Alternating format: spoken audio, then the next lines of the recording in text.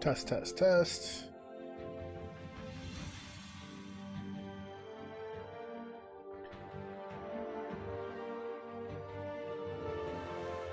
Standard audio.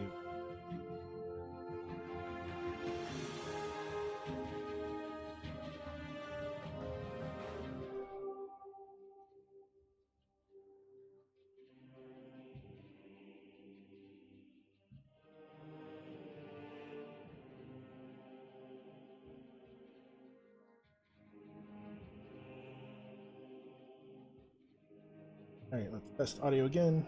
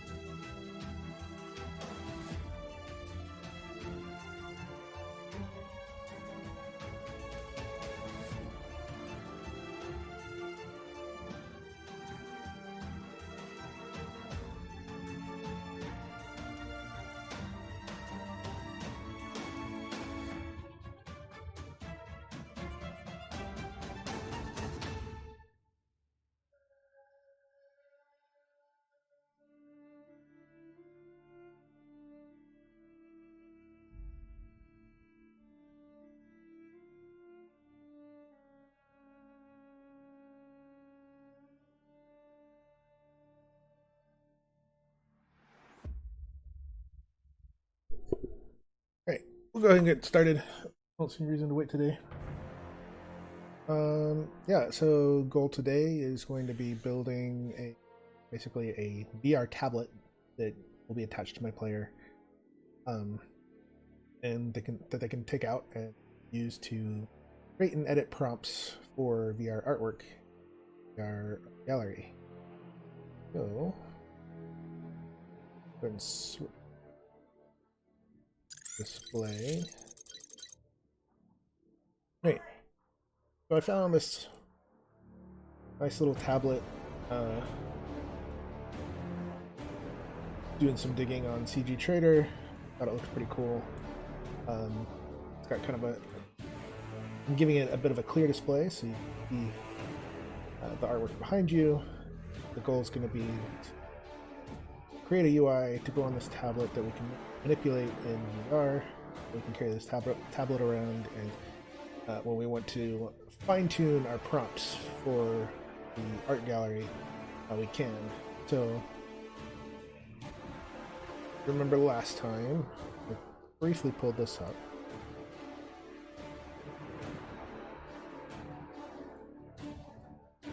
Before we get too into it, let's start up the faster machine for Stable Diffusion so that we don't have to wait all day for prompts to get processed. Start that up.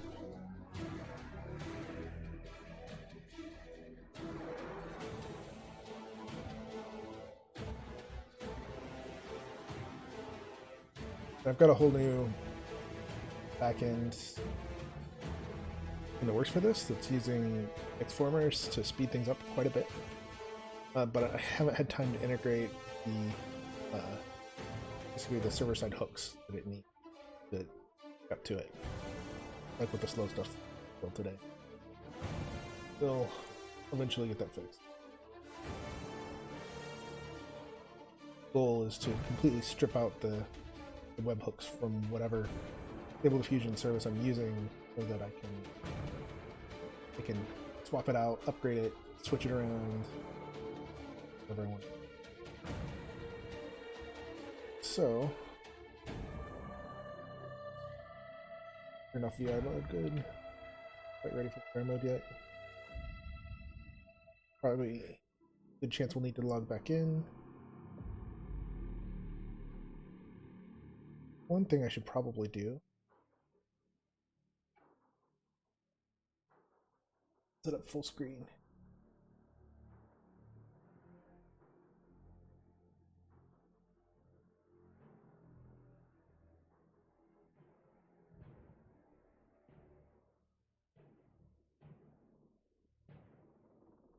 Which I guess I have a bunch of conflicts.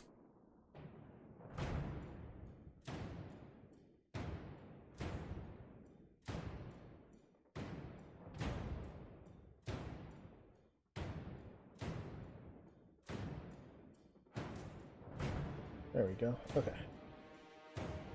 So let's screen, and what I'll get it set up to do. I haven't used full screen before. It's a great little tool for Unity for making a game view go full screen.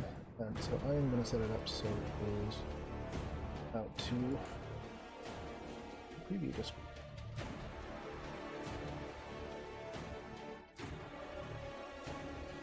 So you guys get a full screen view. All right. Well, yeah, this is the gallery. If you didn't see it last time, what it looks like. And so the goal is going to be to set up so this picture is blank right now. And we could say curator. Curator. And I haven't actually tested it in this build, so I have no idea if it's going to work. But we'll trigger the curator the other way. They change this a painting of a.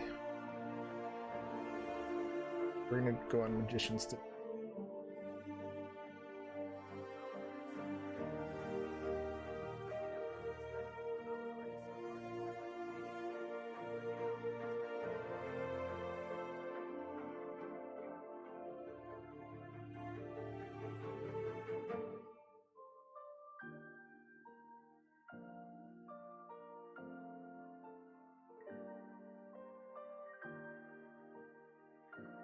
That is working. We're not logged in. It's not actually going to work. It's going to keep recording. So what we will do is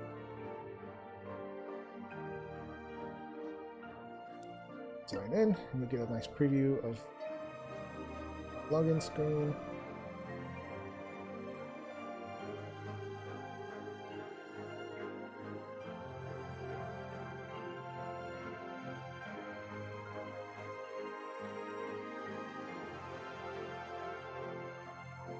and I can't actually read those letters.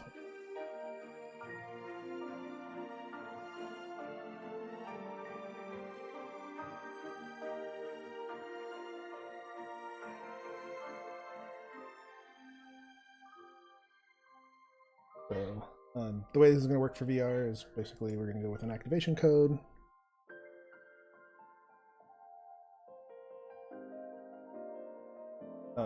Which is far from ideal, but it will work for me. There we go.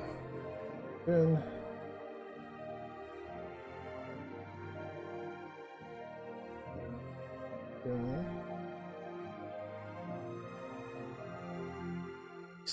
send this again. Barely hear him in the background. The curator's talking.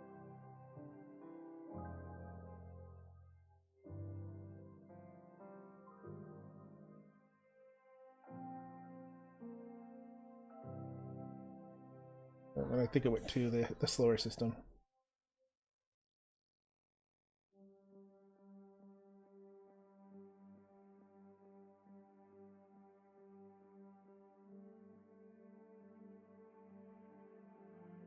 It did create the job that time, though.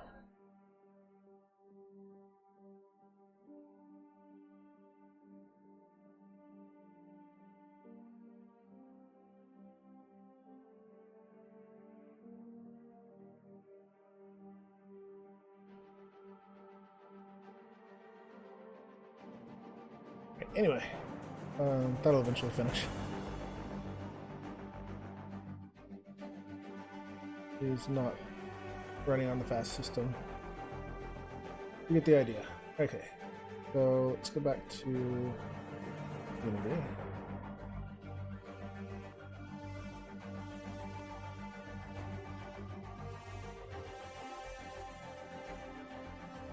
And let's look at our tablet. So I think one of the first things we're going to do, working, is turn the headset back on and get it set up so we can pick up this tablet. We're going to bind it to the side of our player. So let's, I guess the first thing we should probably do is find our VR player and attach it to player's waist. Player should be here. We're going to attach it to the tracking space.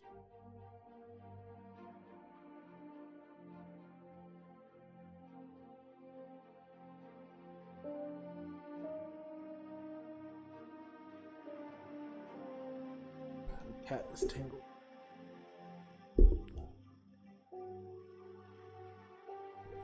I suppose I can turn this on for now.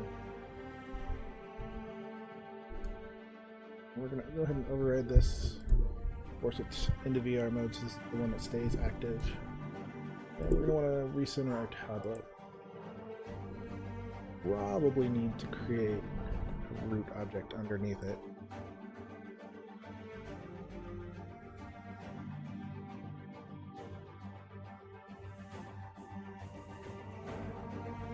Call this VR tablet.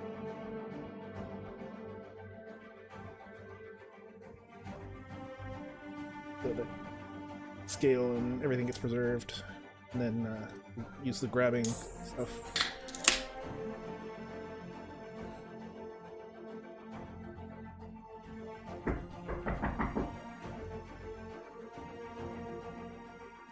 You don't ring the doorbell! Oh, me longer.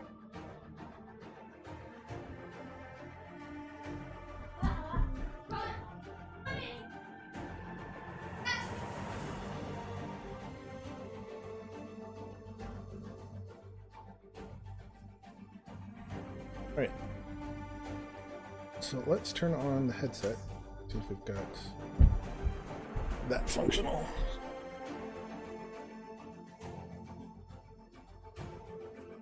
Probably need to resync it.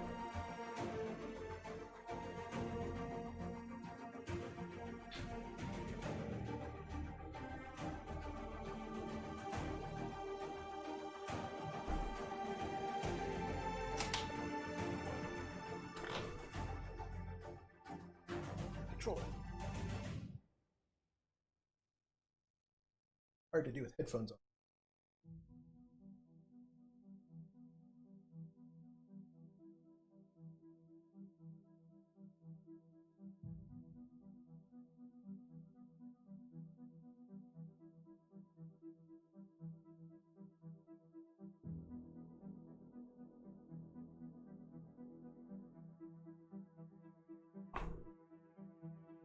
Right, the headset is now on.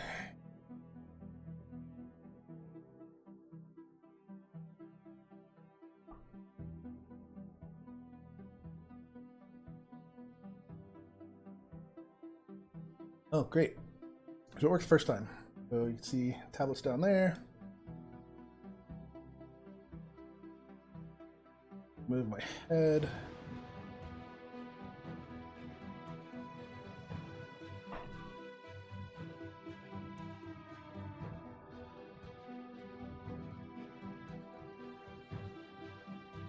See where my head is there. So we're going to want to put the tablet up. This.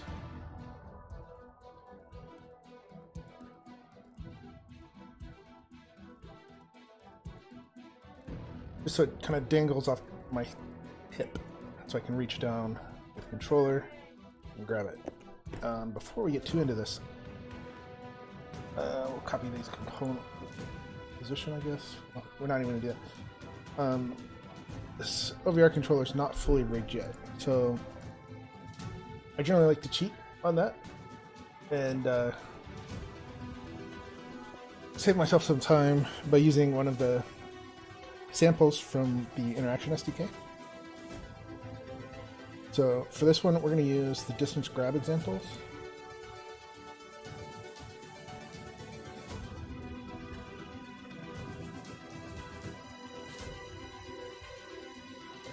If I hit play on this,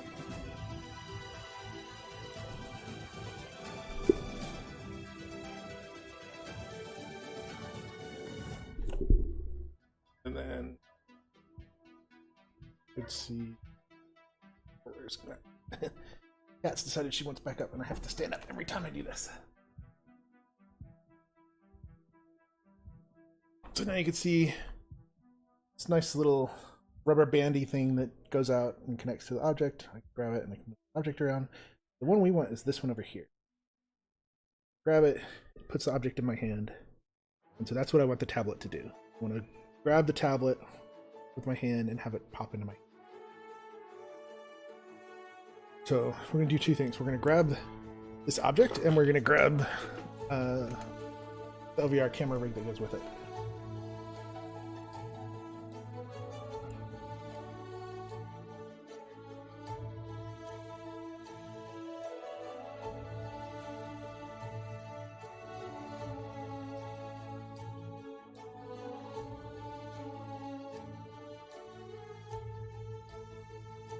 So we want the stone interactable.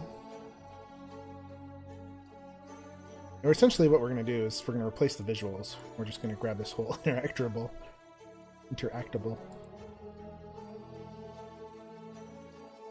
Because there's a lot to setting up grab interactions, and this does pretty much everything we want it to do. So I'm just going to copy those. And we're going to go back to the gallery.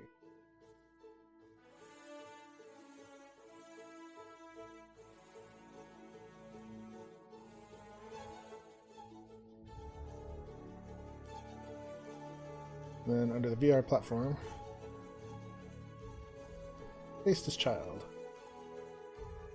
This one we're going to get rid of, we don't need it. VR tablet, like I said, I'm going to stick that under this visuals of the stone.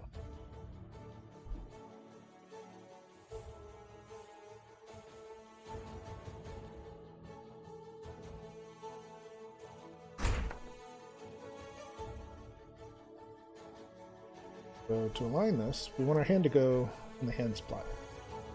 So maybe right about there. We're going to fine tune this in a minute.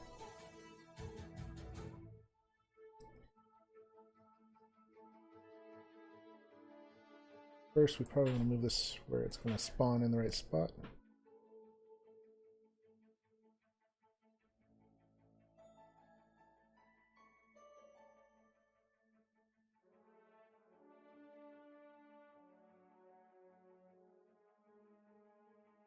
Halfway through a wall.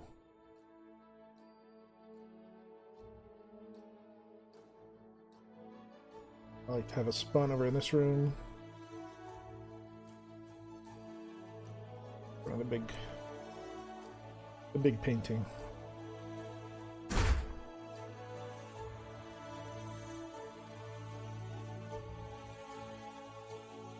Let's see it.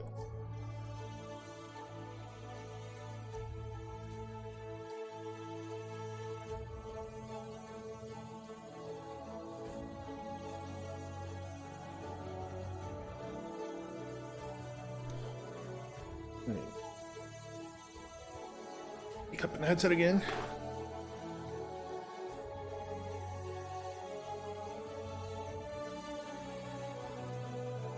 Controller.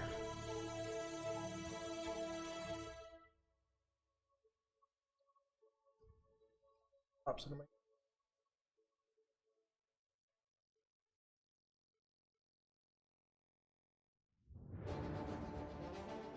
Pull it over to the left. Really, I should be holding this left-handed. All reality. Interchangeable. Mirror and stuff. There. And I'm gonna grab my left controller.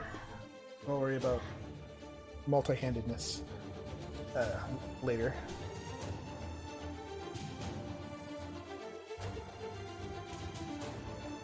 Left hand, actually, it's not too bad.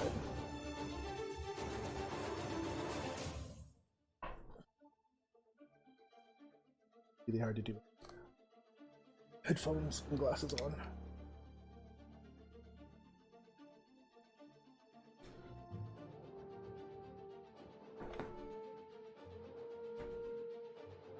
Not too bad. I think I want to change the angle so it kind of more natural. 45 degrees.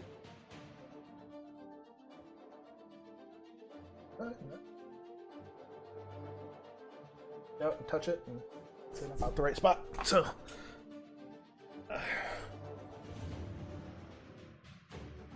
this, pull that up with one hand, and I'm going to rotate it with the other hand. Then I'm going to stand up and then I'm going to peek.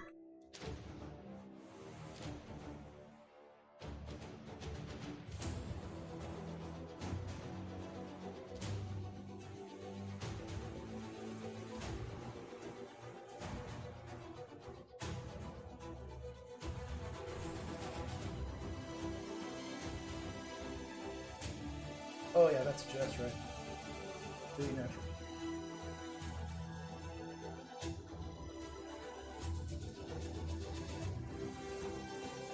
Takes a lot. Kind of cool because the way this is set up, you just let go. Now I can back with my hands, but I believe.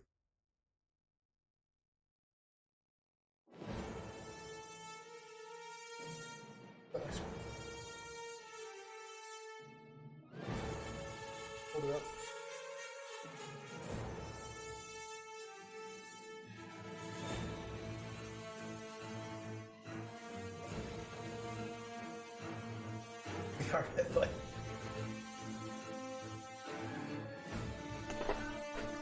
Alright, so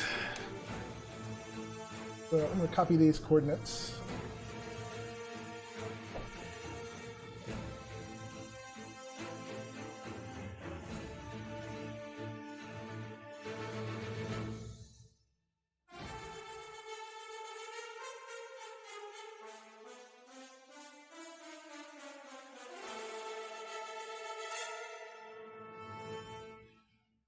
Okay, so we have a tablet that we can pick up and manipulate.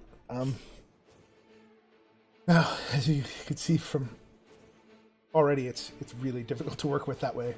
I'm going to jump between headset and not headset. So the way I almost always work is I rig so everything works outside of headset as well. So we're going to create the tablet in basically the 2D Pancake version now. Alright, so to do that, we gotta go back and turn off debug VR mode. Probably turn off the headset.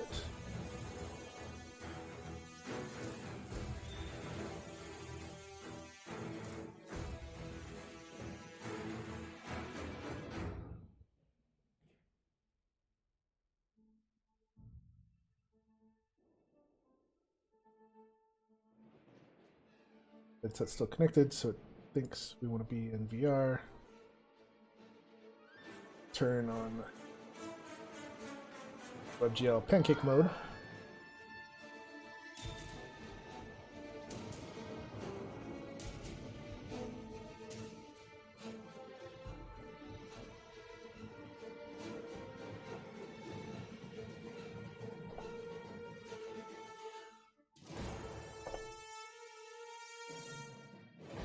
Right.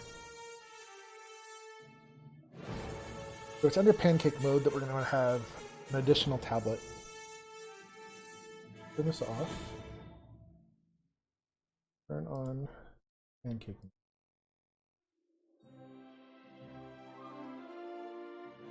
In the HUD under Pancake mode, it actually has a state machine. And so the way we're going to do this for 2D players is we're going to create a new state called prompt crafting.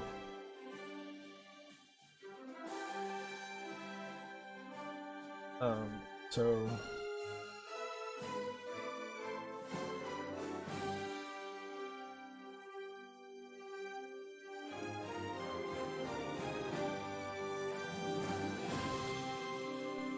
uh-oh.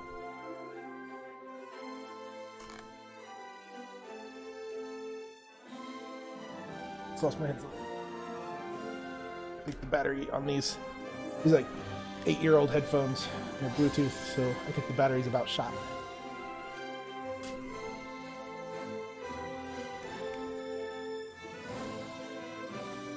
There we go. Yeah, I had them on battery for what? How long were we even streaming? 15 minutes? And they were plugged in. I think the battery on these headphones is pretty much gone. But the nice thing about this particular set of headphones, these are the Samsung Level Oers, is they still work when they're plugged in. The Bose headsets won't actually let you listen and charge at the same time, which drives me crazy.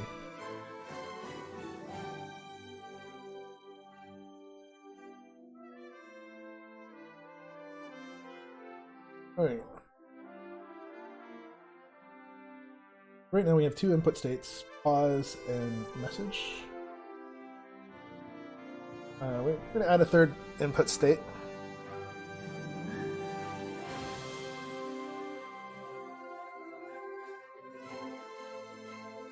We're going to call this one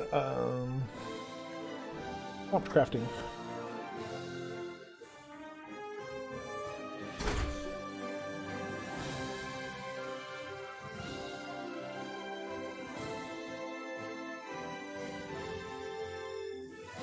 And then the toggle out state, we want that to go to defaults.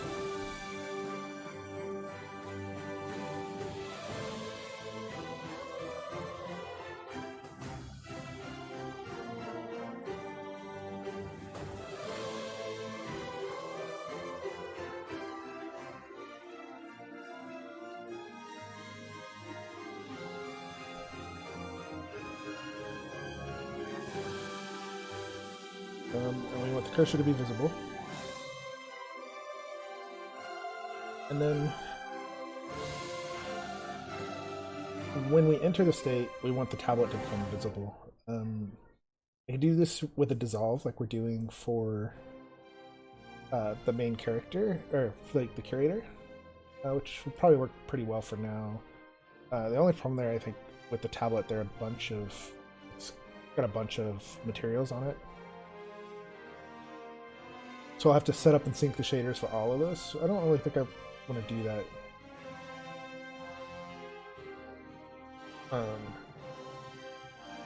So I think for now, we'll just enable and disable it, and we'll figure out later if we have time today how we want to really handle it. So we're going to start, we're going to copy basically from the tracking space, we're going to copy, oh, I didn't get it in the tracking space.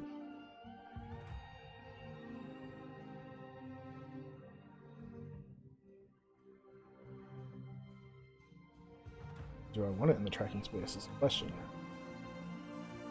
Okay, we'll worry about that when we get back to the VR. Let's copy the VR tablet.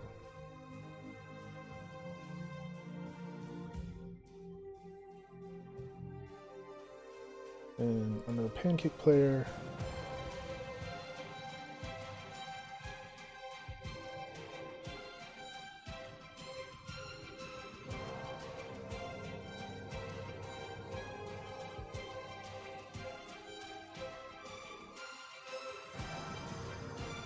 yeah, so we wanted this to be kind of positioned like the curator spawn point. Curator spawn point is always over here, I think. And I can have multiple of these set up, but basically this particular tracker makes sure that the object stays with the player.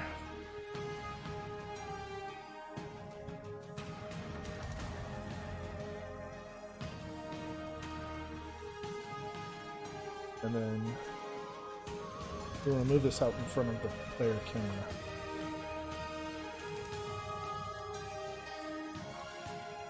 Handles. Actually, we probably want to just stick it on the camera for now. Maybe. Yeah, I think we want to stick it on the camera for the 2D player. It always attaches.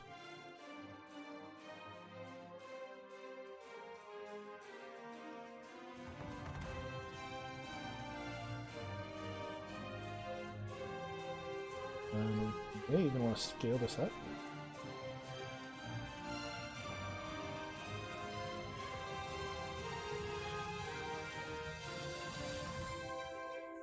It's still world space, and so one thing we need to make sure we have set up on the canvas here, we need an event camera.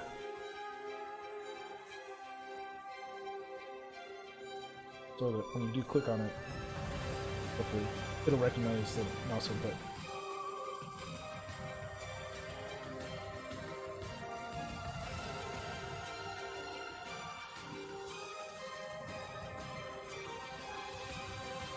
And then a state machine.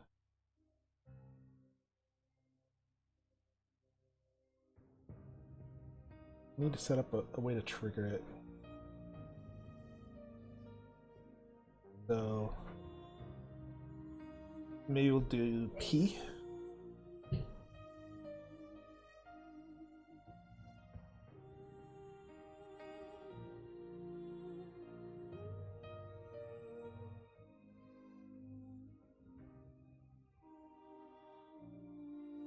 Don't need.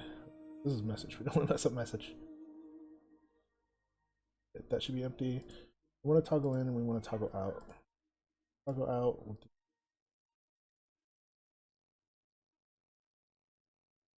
toggle in. We'll do the letter P.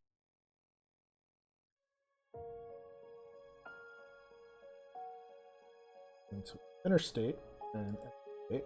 When we enter this state, we want to show the VR tablet.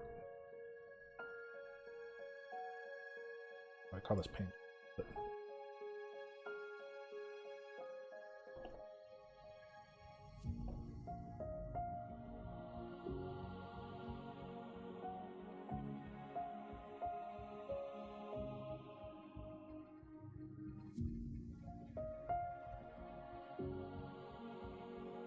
Now we'll just change the active state.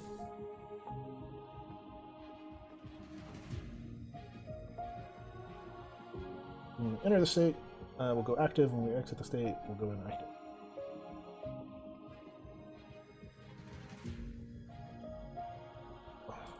Turn this off, if that works.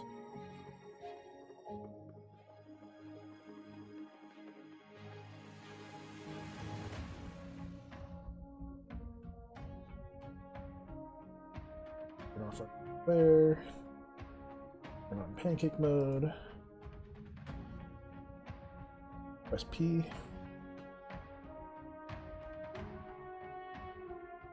Not found. Apes found.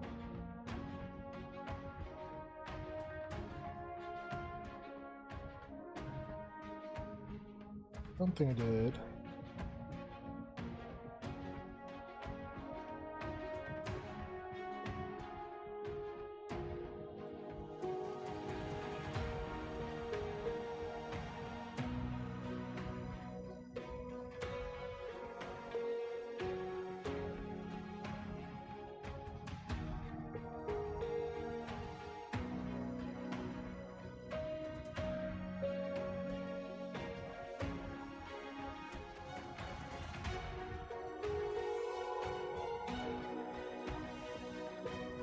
Okay, I've got it hopefully big enough for you guys to read this time.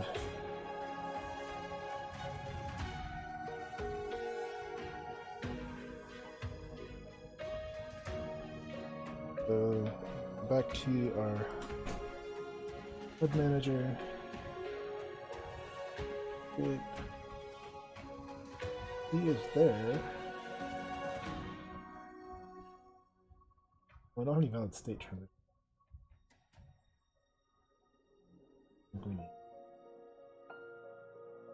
Which doesn't. I didn't end up using those. Alright, so we gotta figure out why P is not making it into the toggle events dictionary. We're getting away with it because we've got the default toggle out state.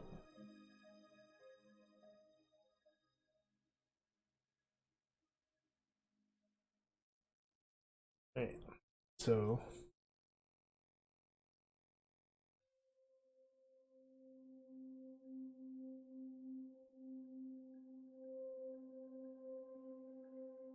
toggle in events, we've got in, do this toggle in.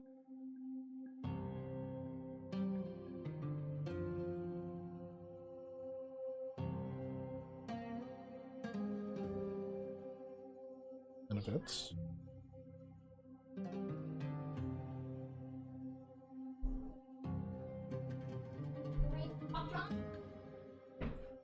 By the way, this is going to be a somewhat heavier, a somewhat code-heavy stream, rather than the more artsy streams I've been doing. So, toggle in map, toggle in events, be adding a key.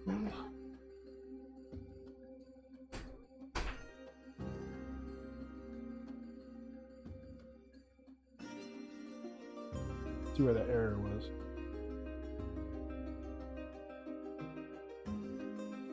It's here. Oh, okay. So we don't confirm that the toggle in map or that the toggle out map is set for that key before we try and handle output. So if toggle out map dot key, we will handle basically triggering toggle out. It's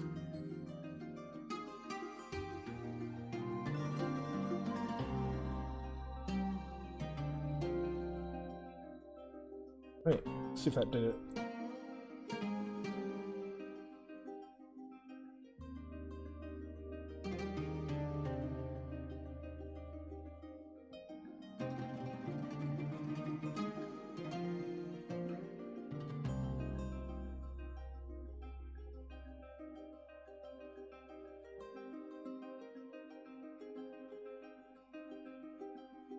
Right, so turn off our player, turn on our pancake player,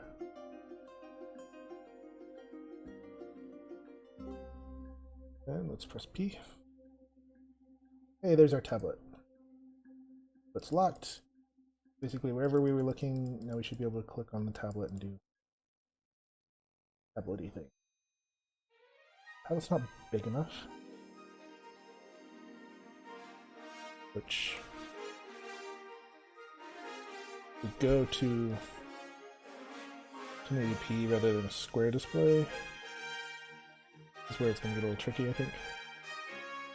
And still make it bigger.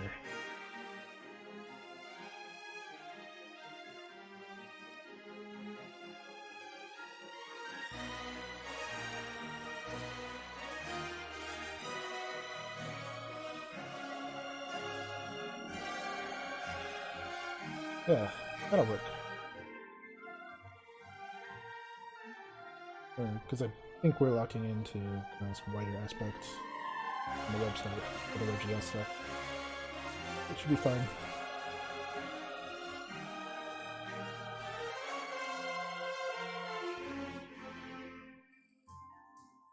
Question is, did I change the right component on it? I don't think I did. Nope, I did not.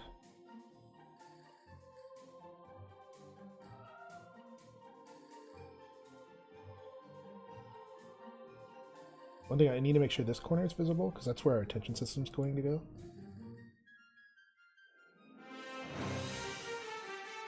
So, we're locking into 1080p. I want to make sure that the upper right-hand corner of the tablet is visible.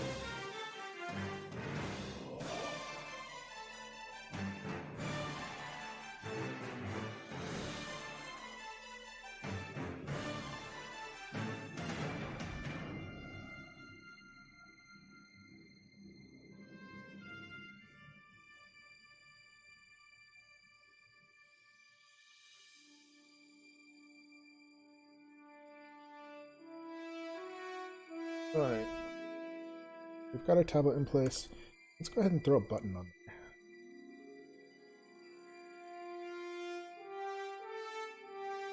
there. I just want to see if the interactions are working.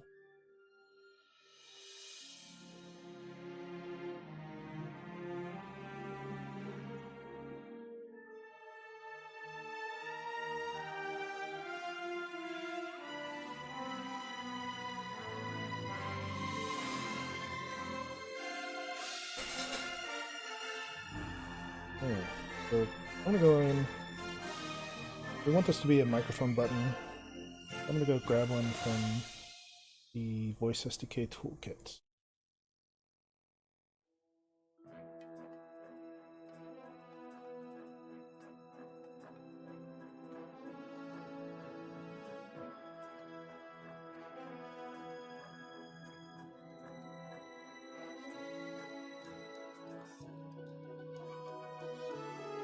I think we've got one in here. Definitely have a mic button in here.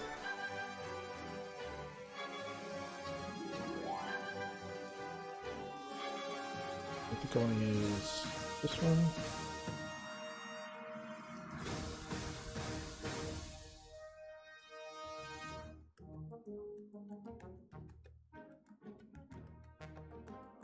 Get ahead of myself. I was going to create a button.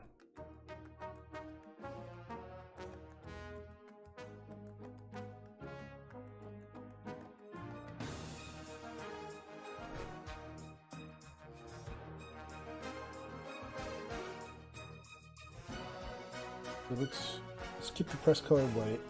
We'll do normal color to match the rest of the UI.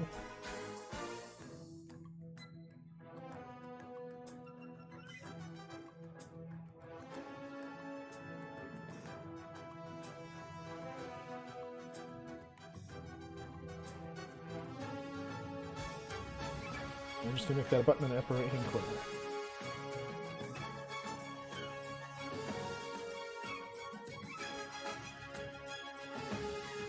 Before I get too far into this, I need to make this canvas a prefab. This is the panel config, or the prompt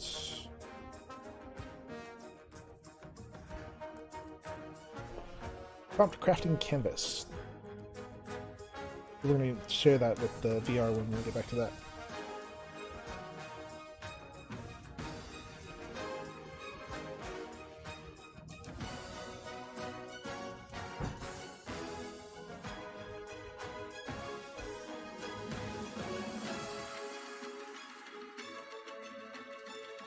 Right. The other thing we want to do, I want to create a little box here that is the final prompt.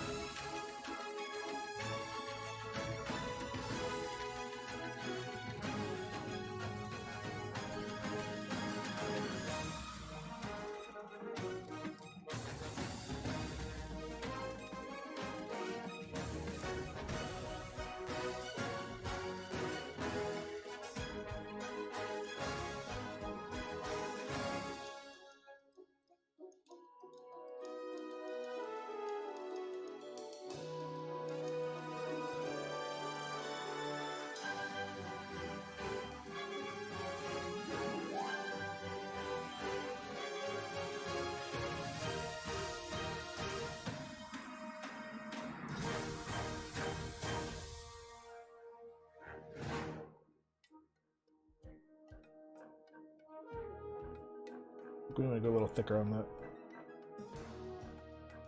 There we go.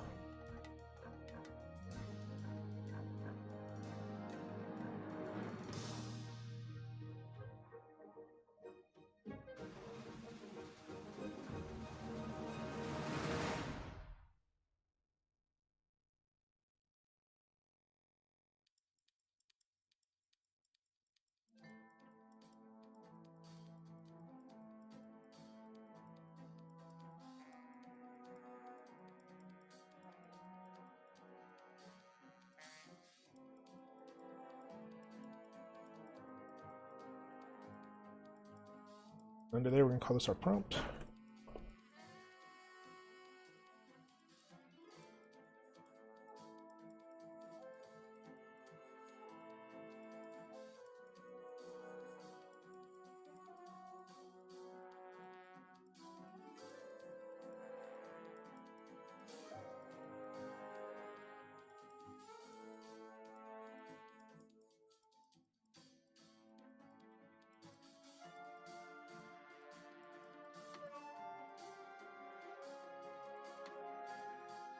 Alright, we'll go with the same color we've been going.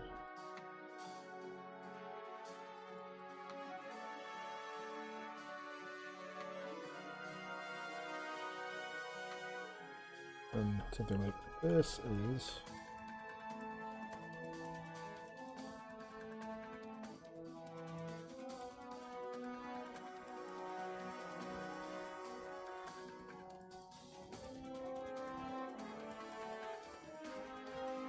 don't remember the syntax.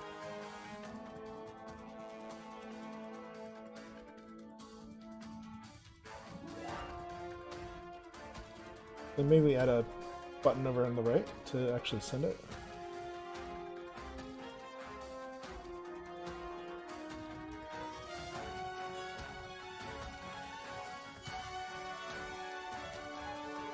Let's see if our click works first.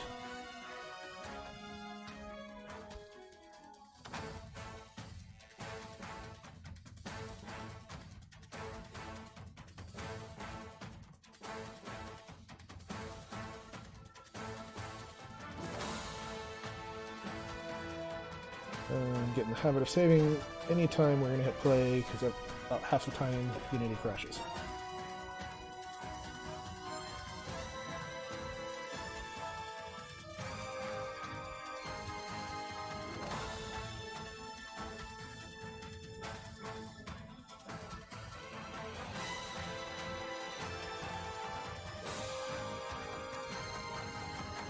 It doesn't look half bad.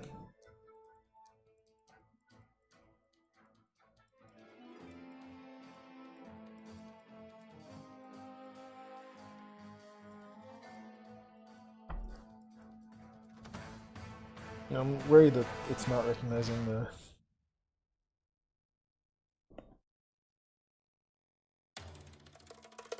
input here. I didn't think I needed to do anything extra to get that working, but I might.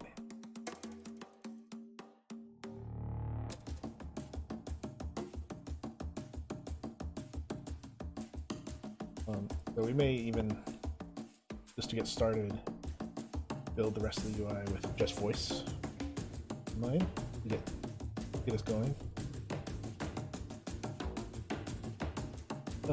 So to do that,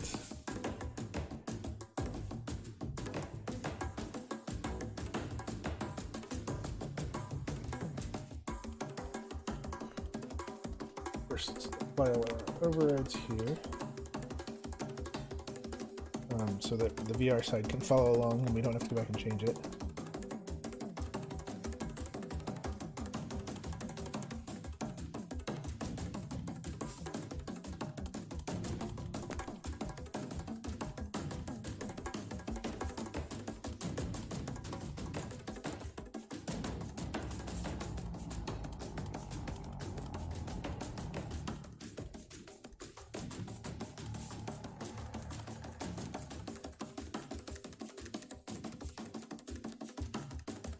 Okay, so let's add dictation to this scene.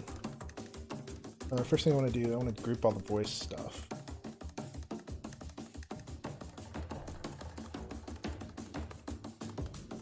Experience, ETS, and play mode. Now we're going to add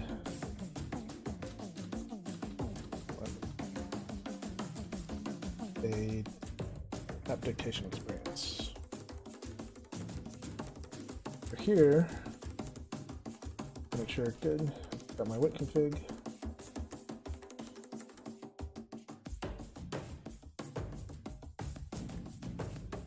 And it's got a partial transcription event where we're going to add that. Partial first. Partial and full.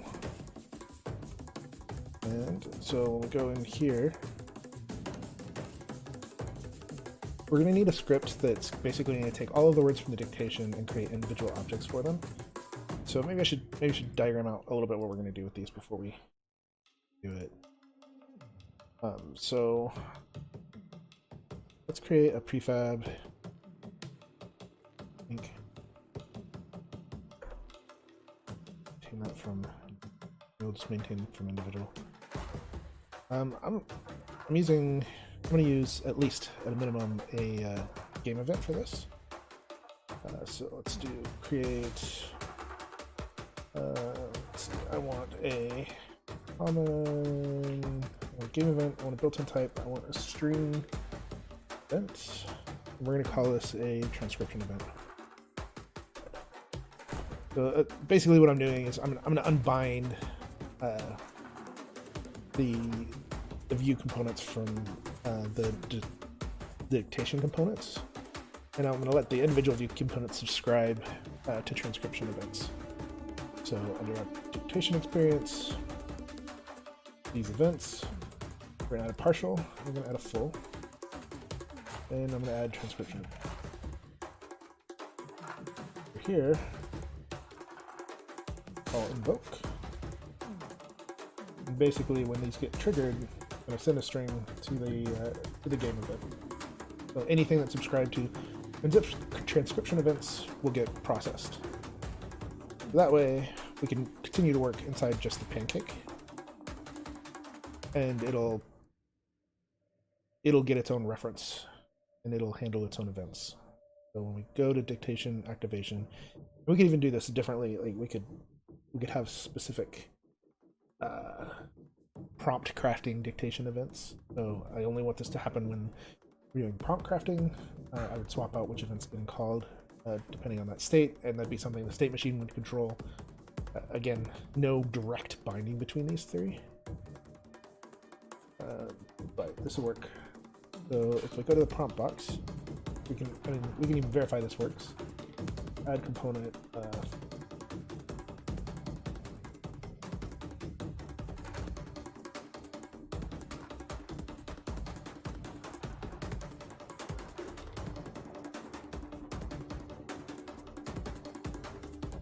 And I want this to be. I don't have this well documented. We may have to look at the code. Something like that. Prompt value.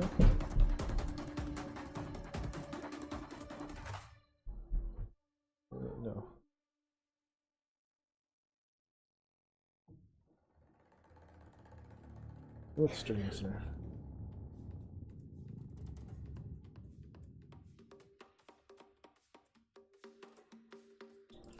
And we want to listen to the transcription events. And we want to use a formatted string event. Because I want to keep the prompt there.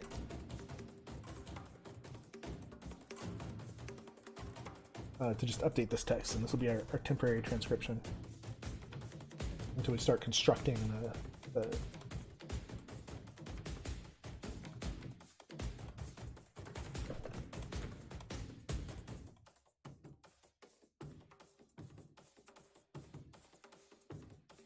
Then here we just grab our XMesh Pro component, call text on it. So anytime a transcription event happens, this text is going to be filled out. And we can try that. Good.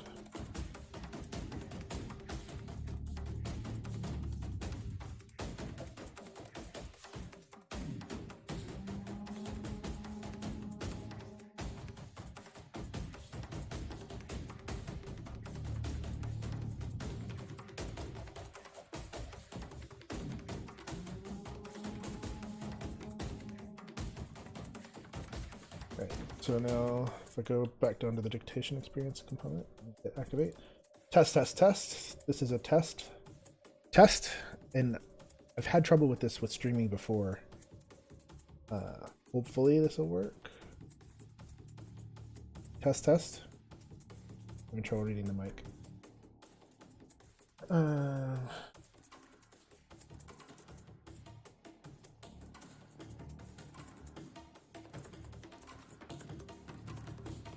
Testing, test, test, test, test.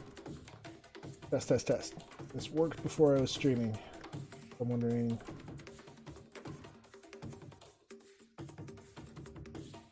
Missing a transcription event listed here too. Test, test, test, test. But we should be getting a transcription either way.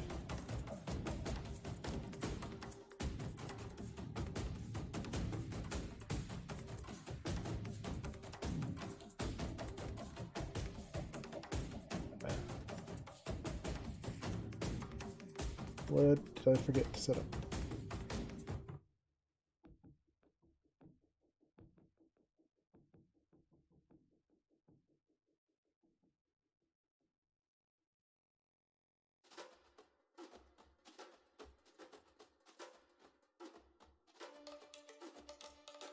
I may be having issues with the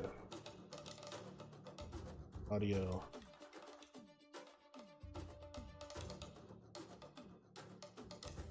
Because I also was testing this in a scene that did not have.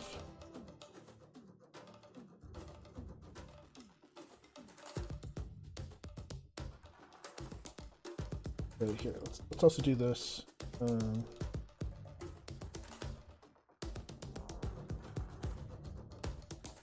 Mic events. Let's create a game event for this too. This is just a float.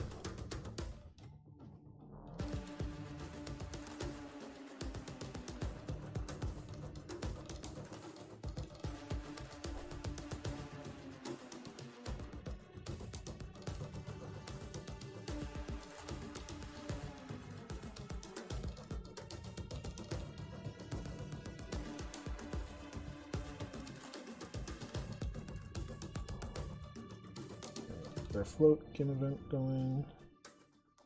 That, and let's go ahead and set this up for App Voice Experience 2.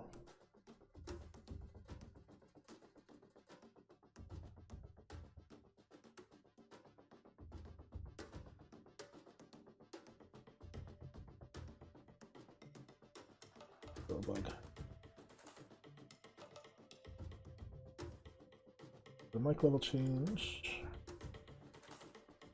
This will work for any, this is basically going to rig this up for any voice function that we.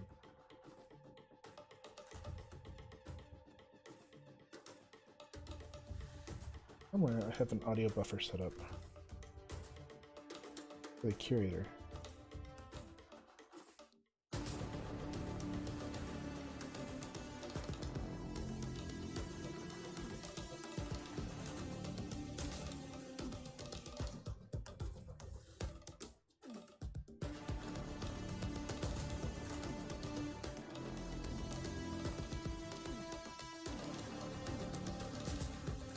Right, it's part of non-WebGL. Gosh.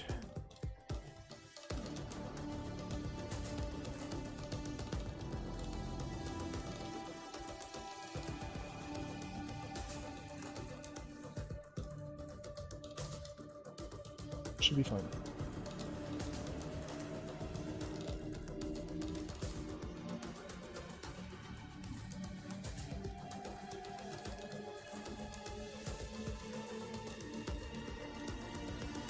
Run this.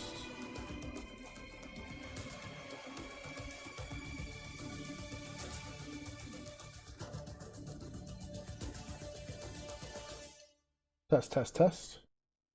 This is a test, test, test.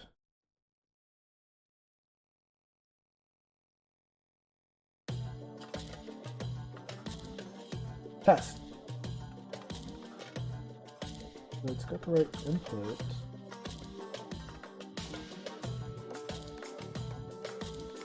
Always recording.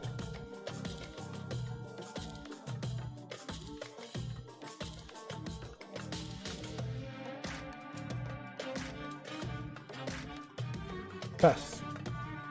Test, test, test, test. So this should be, if we were actually receiving audio like we should be, this should be moving right now. But we are not.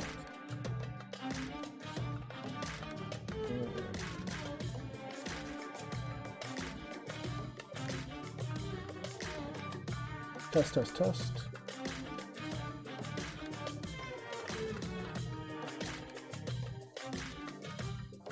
Test. Test, test, test, test, test. Right, we're getting system audio, so that's working. Test.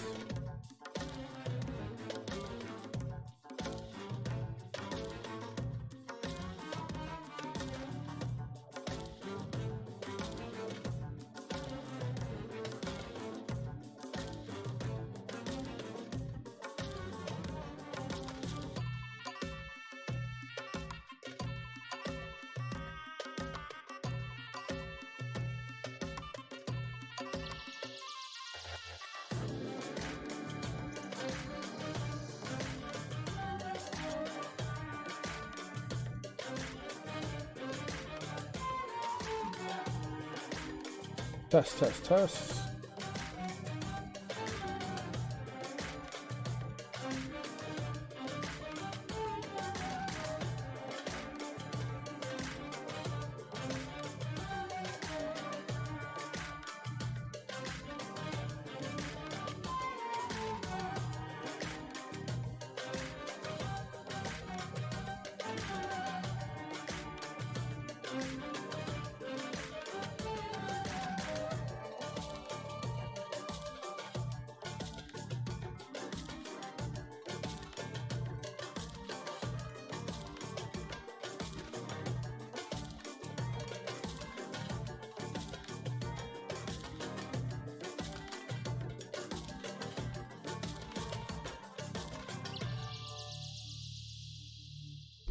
Let me simulate the mic for now until I'm not streaming.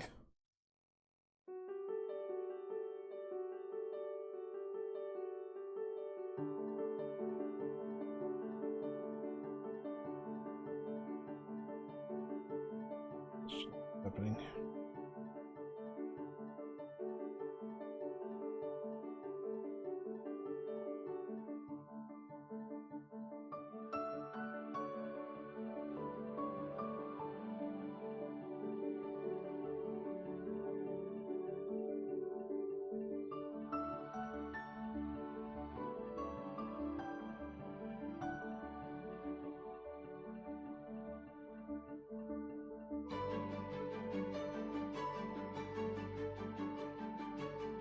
I'll record this for a bug report to look into later.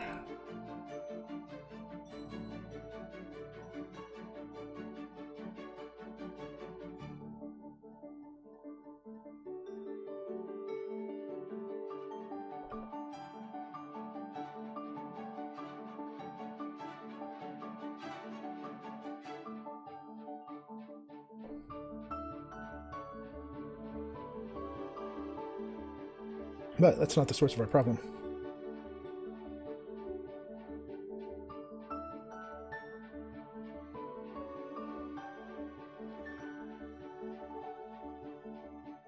So let's go into a simplified test scene.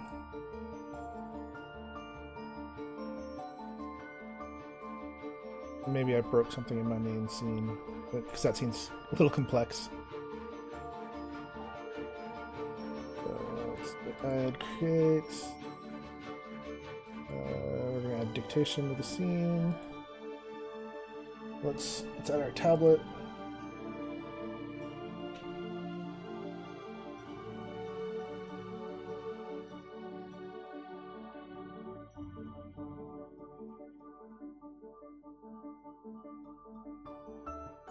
The screen space.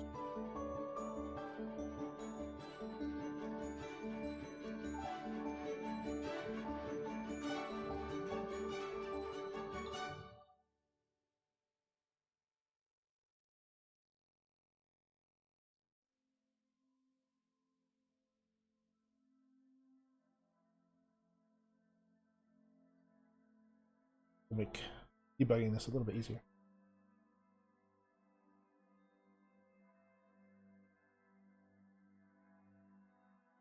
Already we can see some problems here with the layout. Or button. Don't want that to be center. Want that to be top left.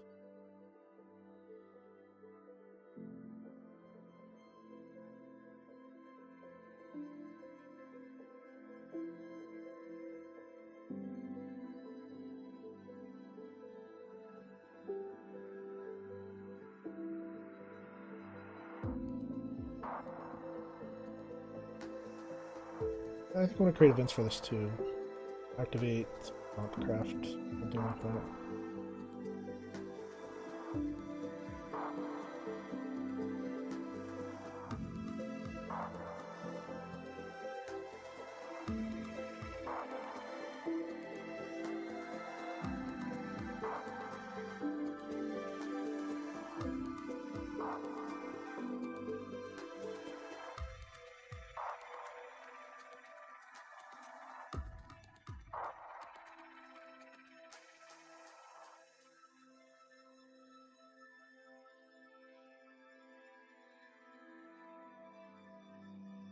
Wire up. Partial and full transcriptions. Did in the other scene.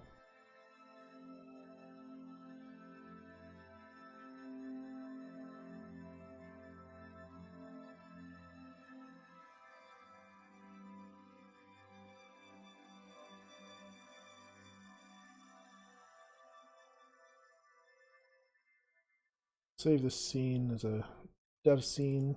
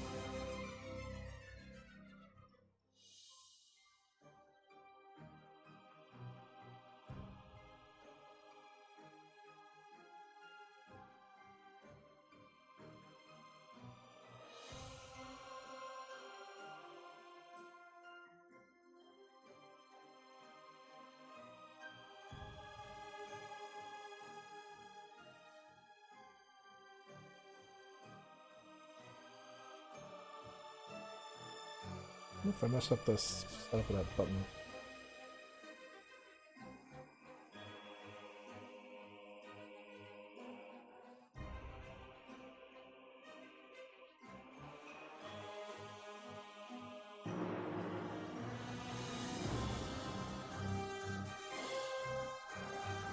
But no events at all.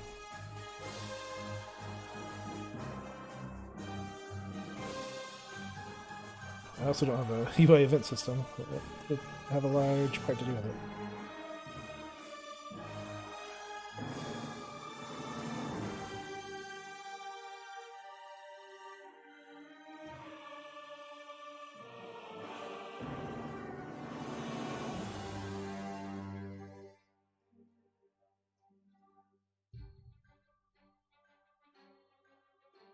I wonder if I had the event system in the other scene set up to use the wrong.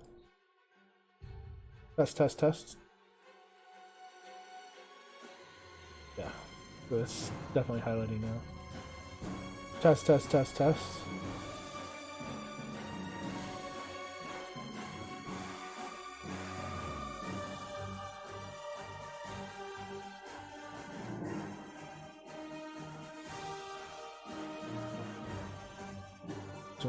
Button.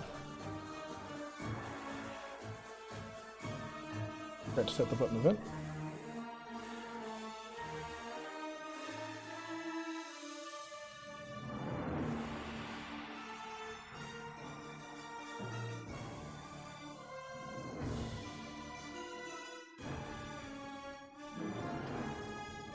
Test, test, test, test, test. Testing.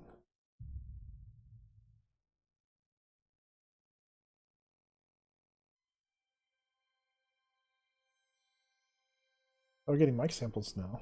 Something in the other scene blocking it. Probably with the curator. Why the curator's not working.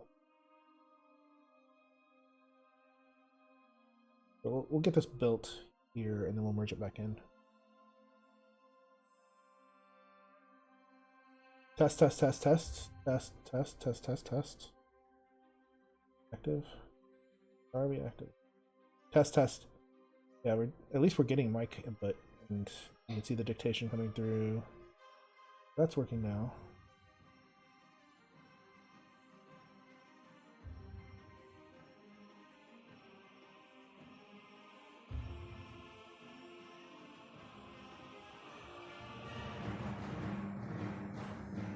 Question is, where's my button not triggering? Got the proper invoke on there.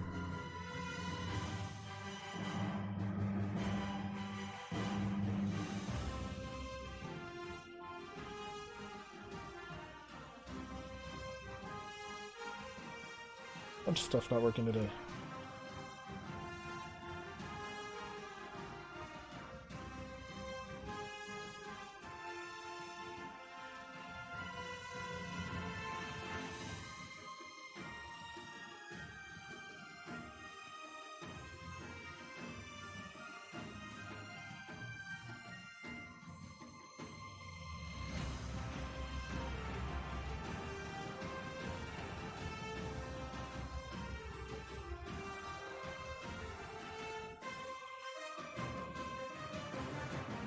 Test, test, test, test, test, test, test.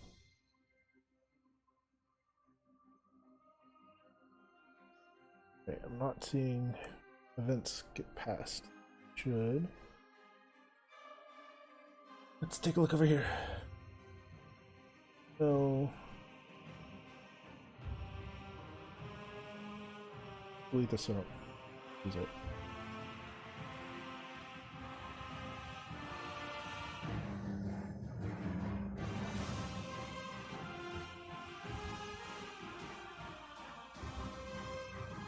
I didn't save those changes.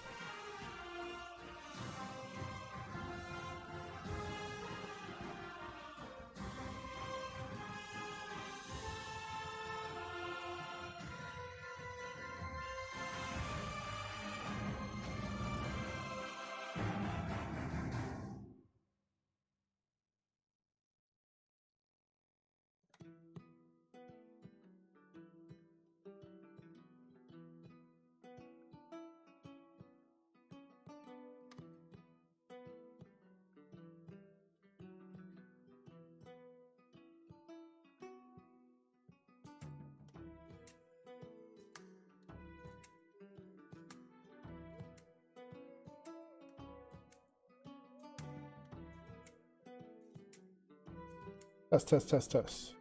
Oh, activations. I think there's a bug at the game event list. There was a while back. Fixed it. Oh no. We are active. Test, test, test. Or at least it thinks it was active. It's not actually active.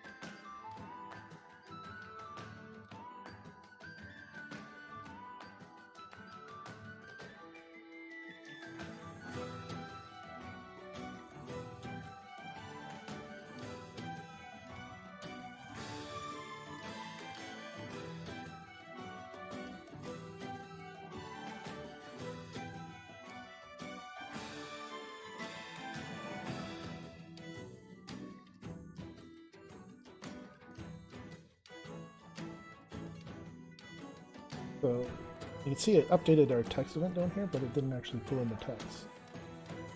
That's what we'll look at next.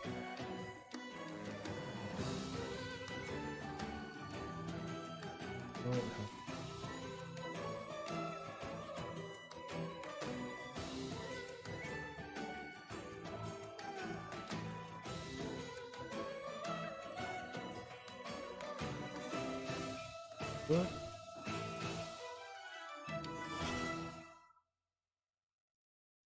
Weird.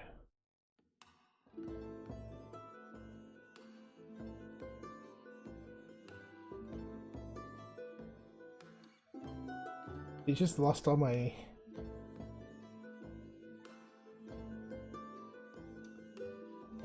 resolution.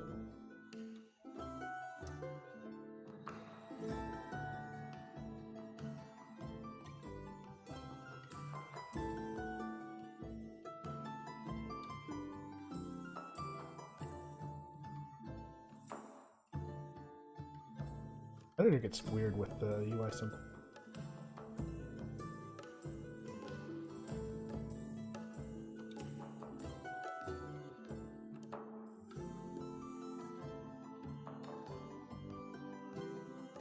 Test. Test, test, test, test. Test.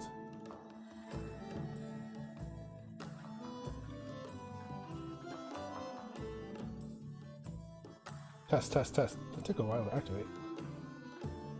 Test, test, test, test, test. Test, test, test, test. Testing, test, test, test, testing, testing, testing. Test, test, test.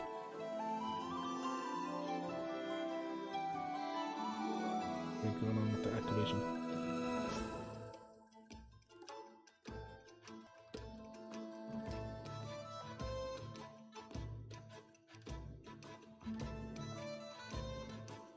Test, test.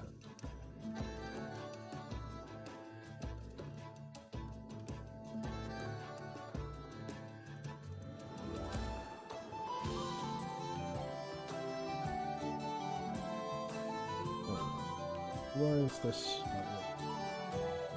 My format got cleared.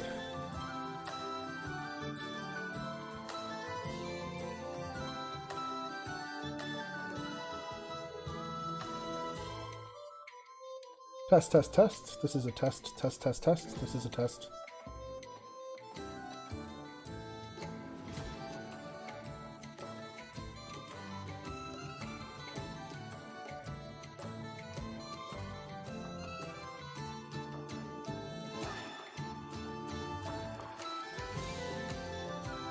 Why is my format getting cleared? Really a bug in this listener.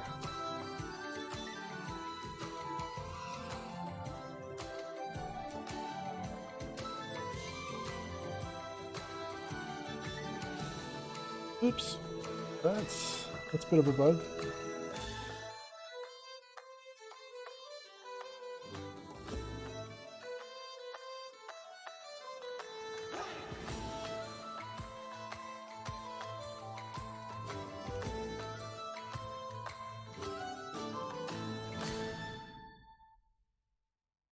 I was right about using value.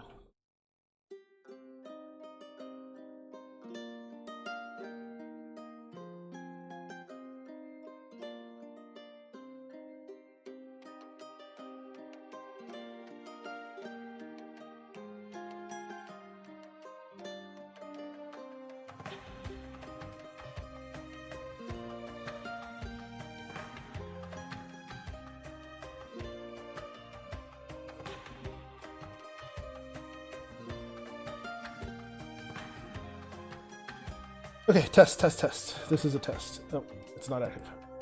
Why is it not active?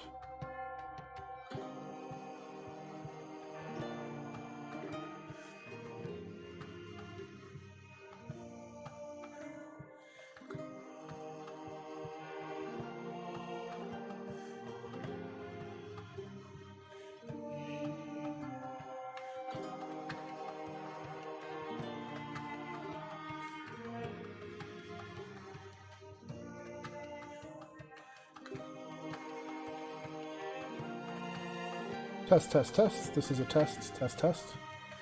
Just a test.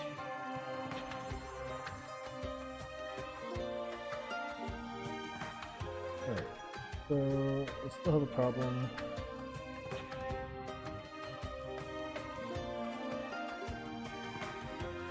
Formatter, I think.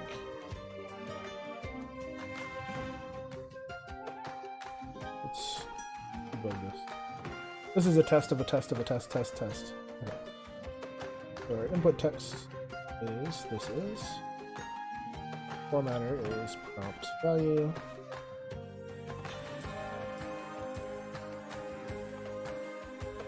I don't know if I've ever actually used this component before. I must have. Prompt this is.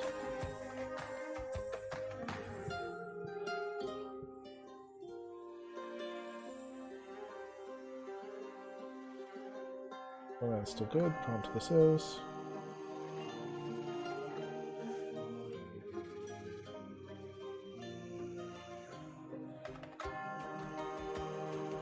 House text equals false. Where is house text? False.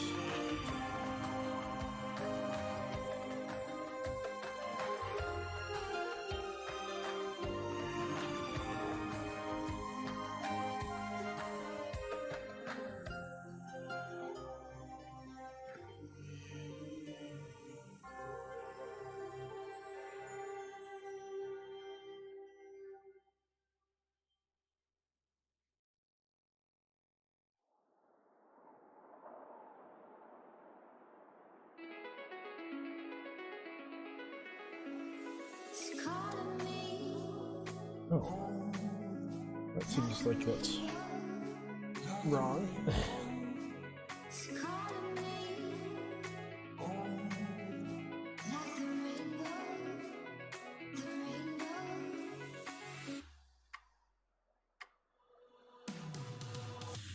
The component we're working on right now, this string event listener, it's one of my open source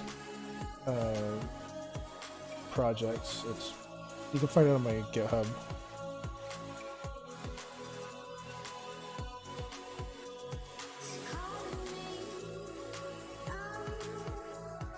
It's the Unity game events, I think is the repository.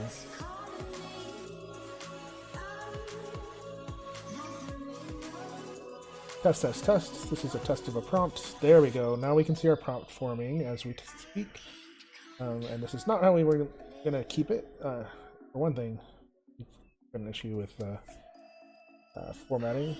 So essentially the way dictation works is it sends multiple partial and then full. So when I get to the end of that statement, it basically cut off. So we're going to write a custom script to handle that specifically for our prompts, because we're going to have multiple phrases in a prompt.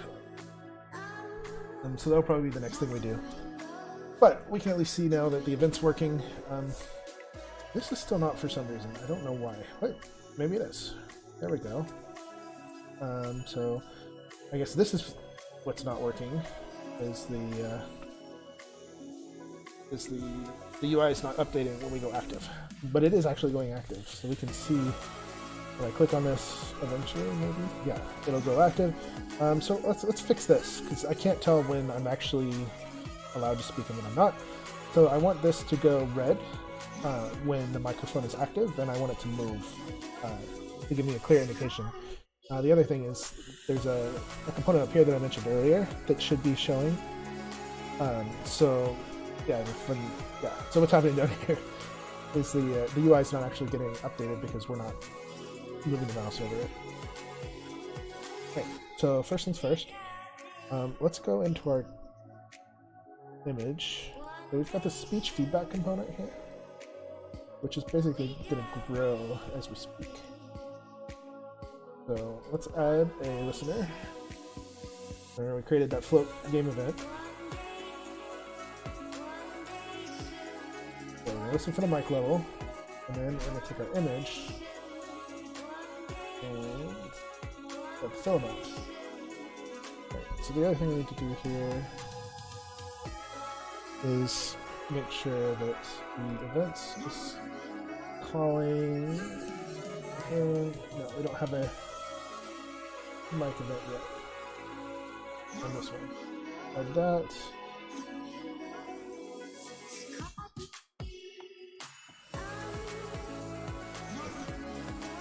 save this.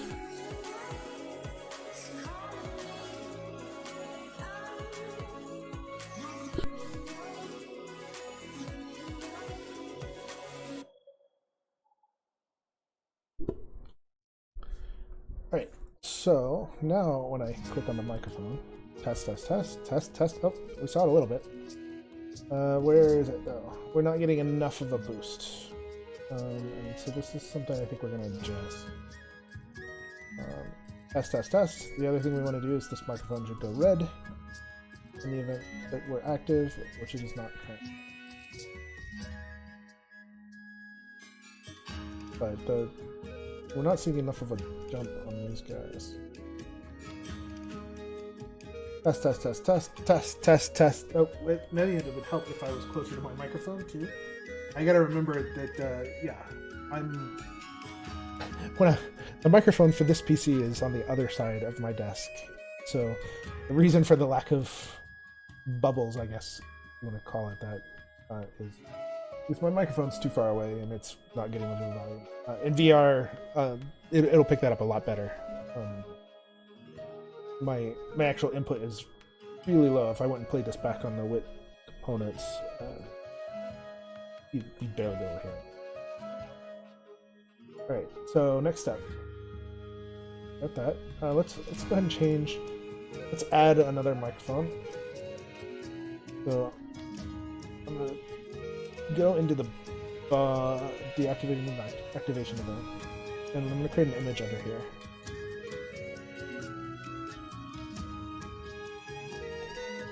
Call it active mic. Then we're gonna go find our mics again, and I'm gonna put this one here. And we're gonna make it red. And we're gonna disable it. So now I'm gonna add, and I'm really going heavy on the game events this time.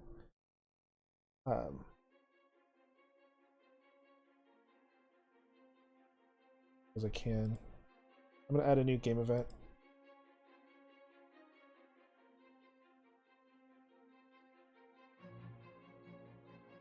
And we're gonna call this mic active. And we're gonna create one for mic inactive.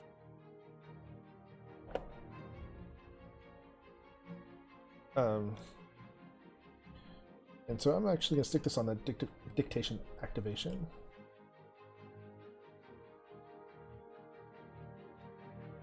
A couple of these.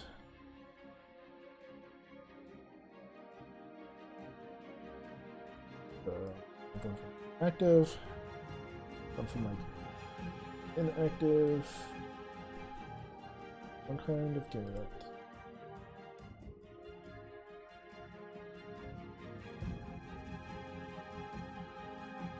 And then on these, we're going to drag in this activate mic.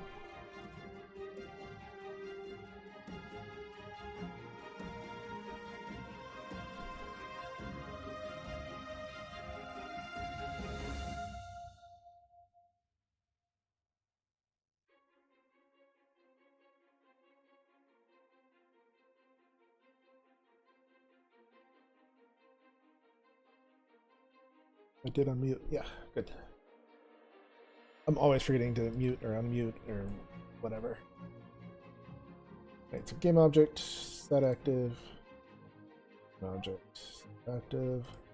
And so mic inactive, we want it to go away. Mic active, we want it to show up. Right, so then we go back to our dictation experience, and we're probably going to create a specialized prefab out of this, so I can bring it back into the other scene easily. Go back into our events. Don't need our runtime configuration. Go back to mic events. And we want start and we want stopped.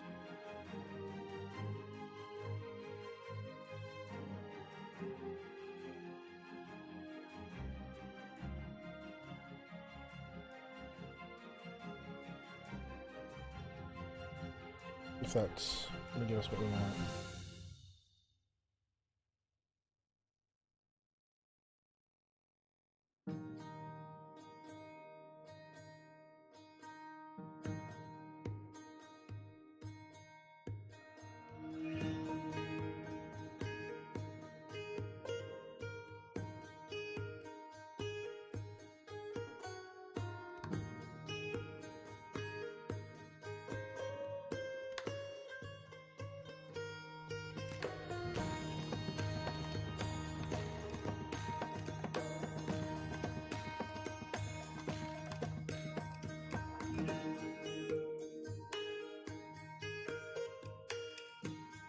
some reason the default skybox really irritates me these days. I'll make it a little darker. Okay, sorry. Back to the mic. Right, we've attached the events. Now when I press this, theoretically, it should turn red. Yeah, there we go. We've got a nice red mic, and if I move close to my microphone where the source is coming from, you can see my mic happening, and text comes through, and it's really coming close to the mic. Well, you can hear me, but...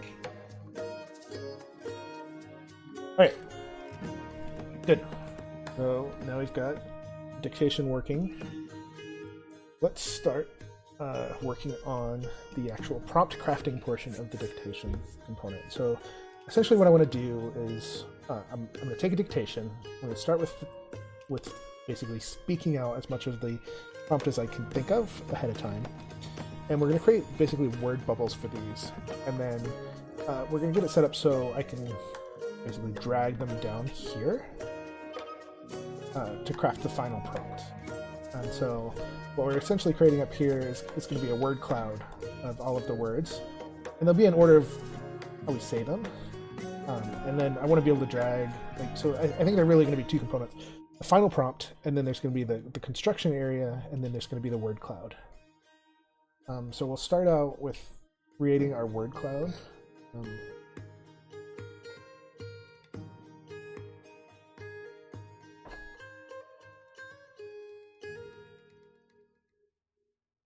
Okay, we'll start out by creating the word cloud.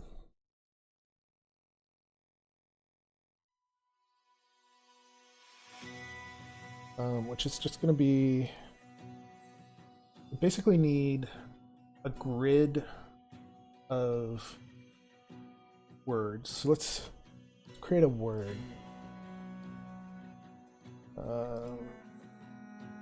I guess first let's create a panel that's going to host these.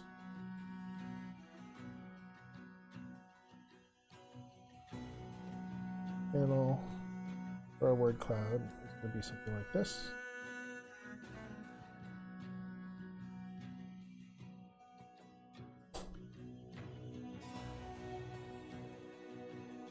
And then we'll probably have more buttons that go along here, like send a painting or something like that. I haven't decided what I'm going to do with that area yet. Panel.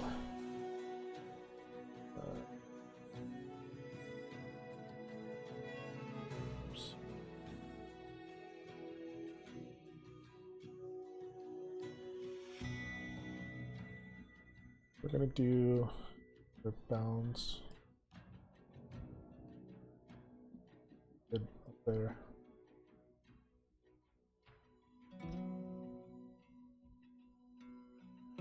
Stretching more than they should. I think I've got some scaling still.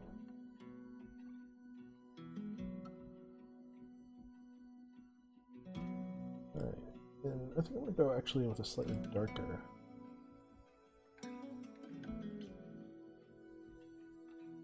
Down our border for this.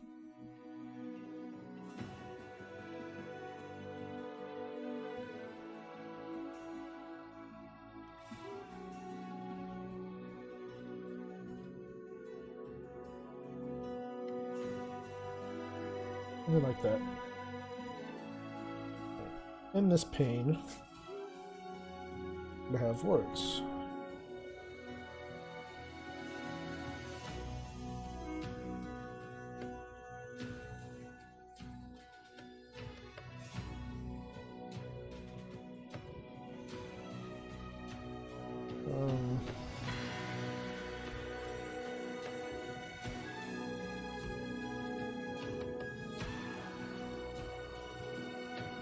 And we're probably going to end up having to create a custom layout group. I was asking about this in Discord earlier to see if anybody had any ideas for this, and nobody got back to me. So I think this is going to have to be custom, because we're basically going to have to look at the width of the words, and we want them to wrap, so it's kind of multiple horizontal layout groups. I mean, it is kind of a grid layout group, but the text sizes are going to be different. So let's create a text prefab.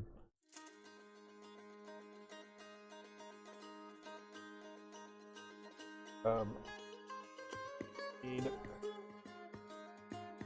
I think I'm gonna do this as a button, maybe.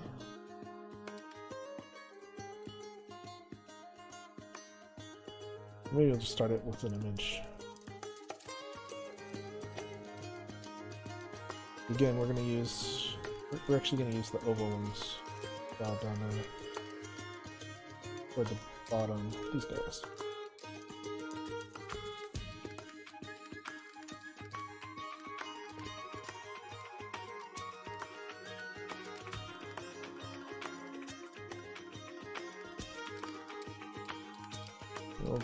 We'll make them different colors.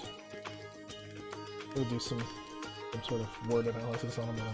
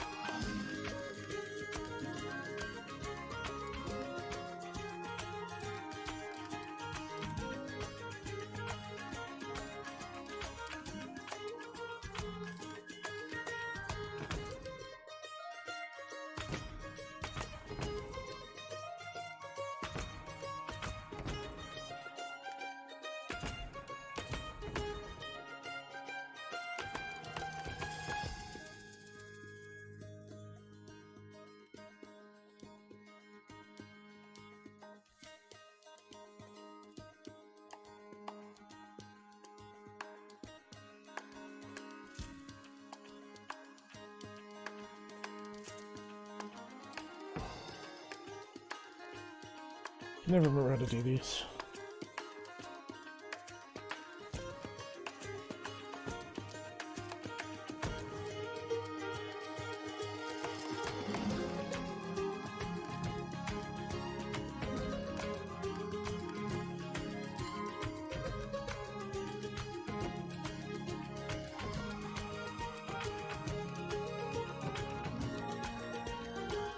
And the other option is we can make these a fixed size and get rid of all these problems for now, and then worry about it all later.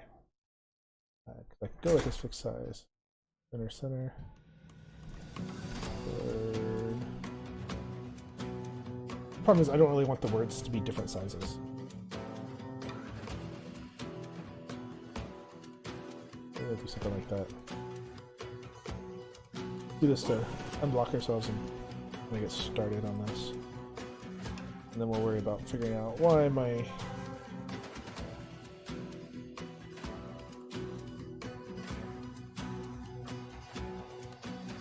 auto sizing is not working.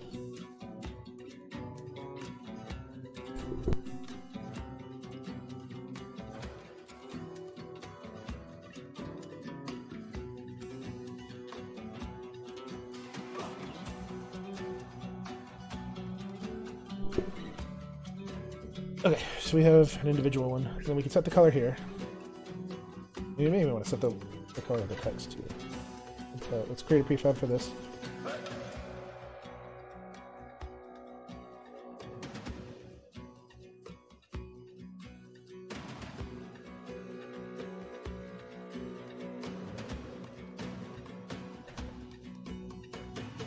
We'll create a subdirectory for these.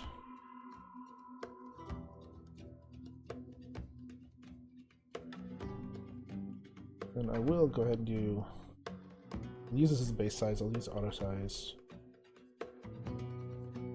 just in case, at least temporarily.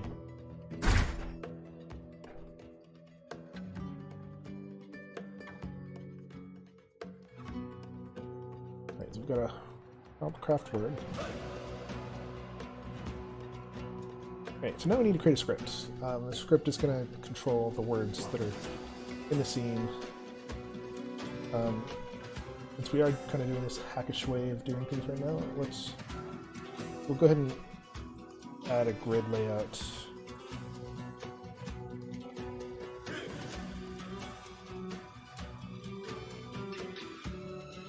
40, 250. Already noticing this is wrong. The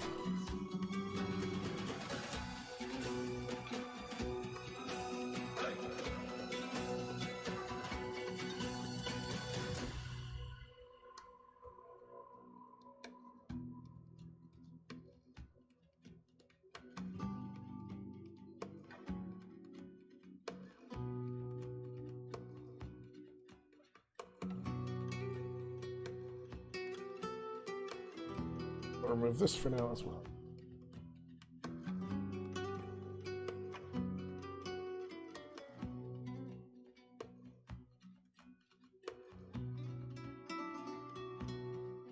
We'll let that scale to fit.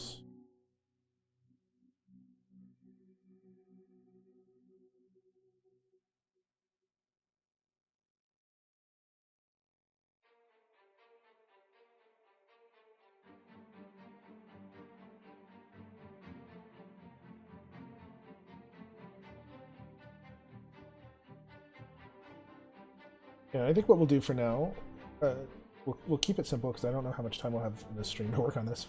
We'll get something built that works. And so what we'll do is we'll click to have it add, and then we'll click to remove it. And we won't be able to drag and drop to sort and order because that's probably more than we're going to get to today.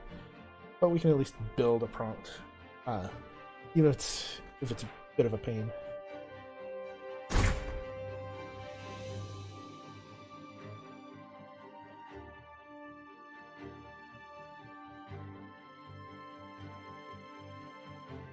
See how this looks with multiples. Yeah, so it's not gonna be bad. No! Don't know what I saved. Oh. Couldn't have been that long ago, but still. Ugh. 2021.3.11 has been crashing on me on a regular basis. Getting back into the habit of saving often.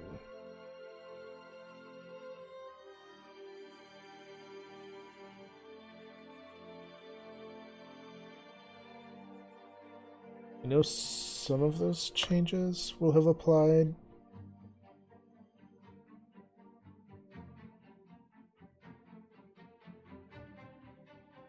Because we created that prefab.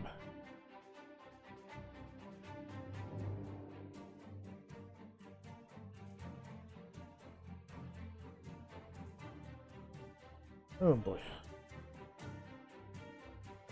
The whole prompt box is gone.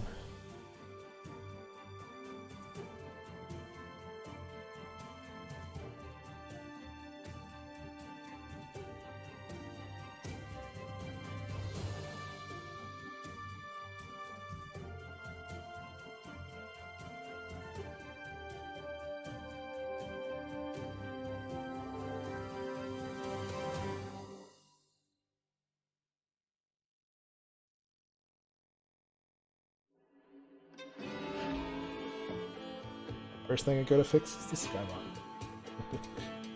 Oh. Okay. We gotta recreate the box.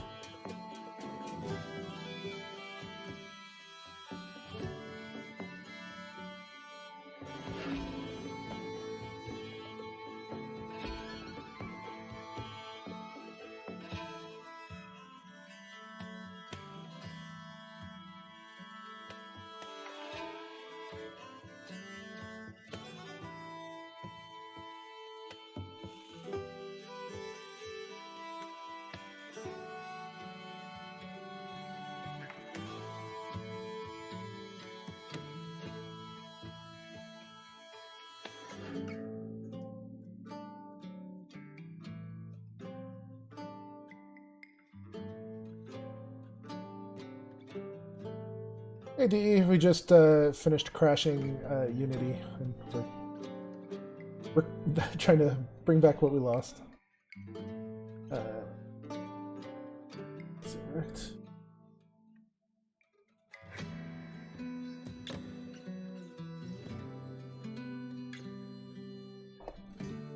How you doing? Been a while.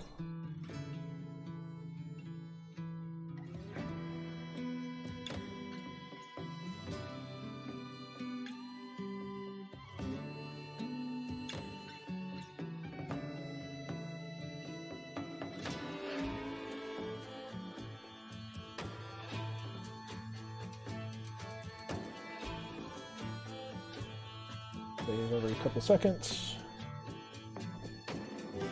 Oops. Drawing box.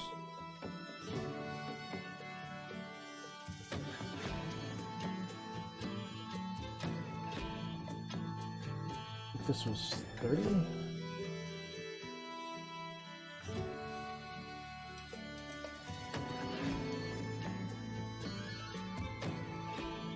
Save again. Go drop a couple prefabs in there and see how they look.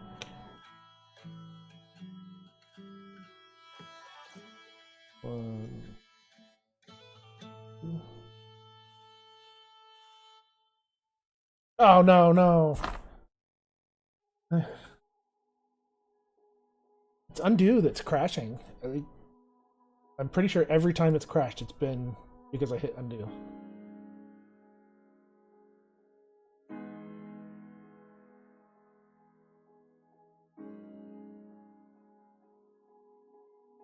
Yeah, I've seen you've had a few updates go out. I'm not following particularly closely right now. I've been so busy with everything.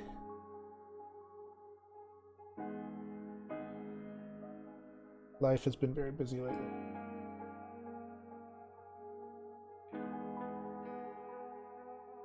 Barely had time to stream. I think this is once every couple of weeks at this rate. This.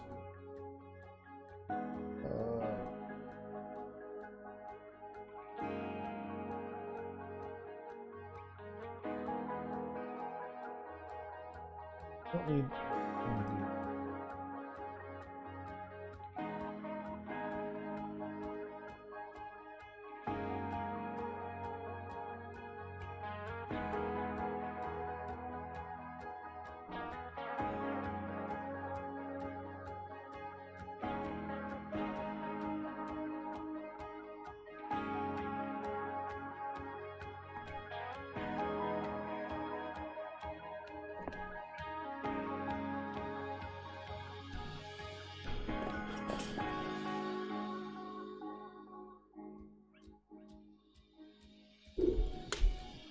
Yeah, I don't know if we have a 2018 or a new version of.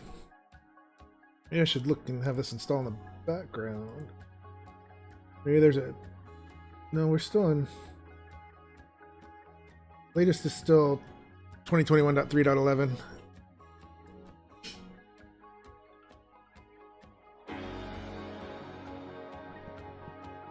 Yeah, this crash has been just driving me crazy because it's Undo. I'm trying. I just hit Undo without even thinking about it, and I gotta remember to think about it because I don't always need to undo, and it has a really high crash rate. All right, so we're creating a script. Let's create a new.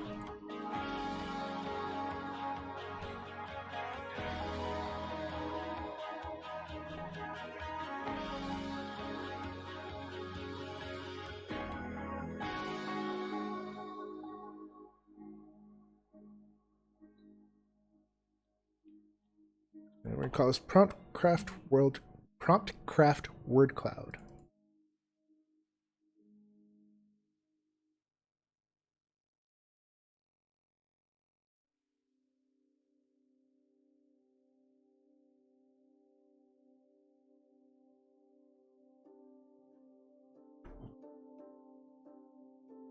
All right. Oh, no wonder my screen's so big. I forgot to resize it after the crash. There we go. So my main display on this system is an ultra wide, so I lose my corners. Sometimes forget that you guys don't have that.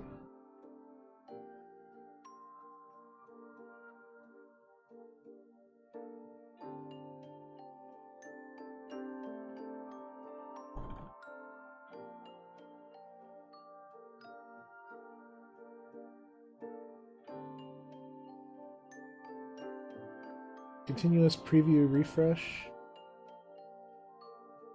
Where is that? Is that under preferences?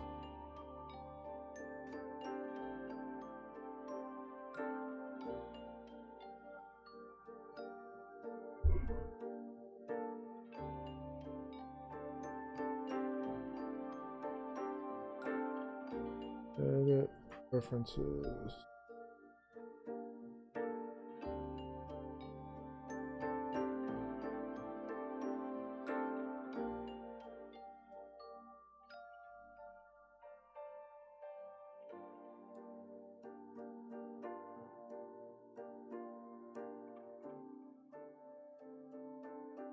There's an autosave scenes before building. I'm gonna turn that on. I think it used to do that anyway. I remember now it's prompting all the time. I think that's new. Ish.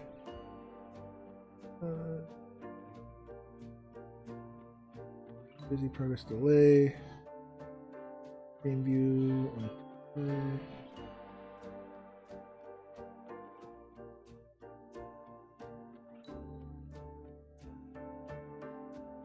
oh, okay.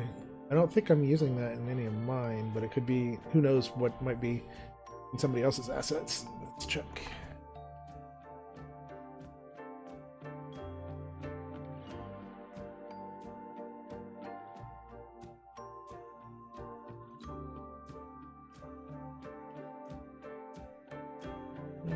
I don't think I'm using it. Right. Anyway, so let's see. Here, let's handle.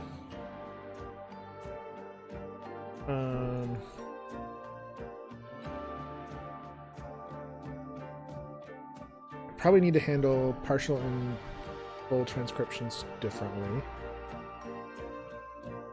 Which means I'm going to need to create new events. I didn't think ahead for those. So the question is, if this is a word cloud, a couple ways I can go about doing it. I kind of want to have it set up so that the word cloud populates in a sentence, so you can basically click to add them. But I also want to have the option to not have duplicate words, so it might work better to sort them alphabetically until we can drag things. Let's just keep it simple for now, and with each full transcription, maybe each partial.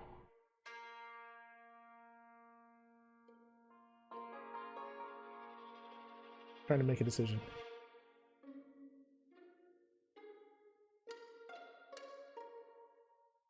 Okay, let's do this way.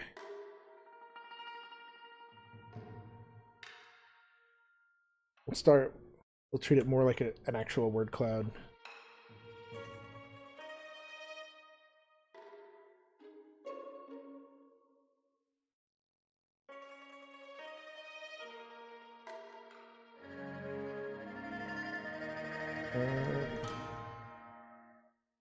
Private.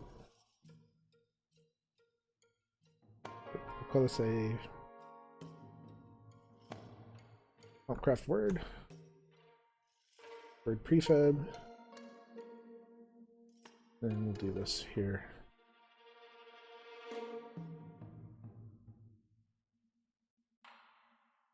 Craft word.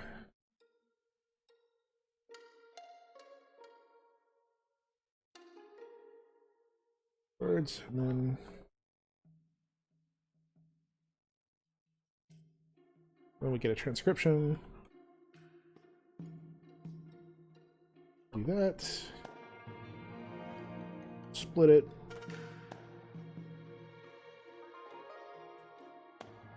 based on spaces.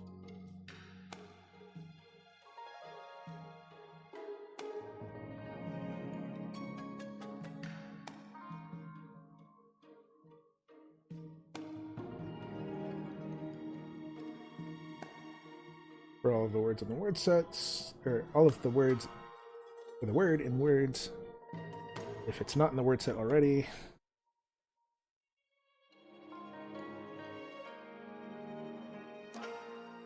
Alright. Yeah, sure. We'll end early like that. Otherwise, we will add the word.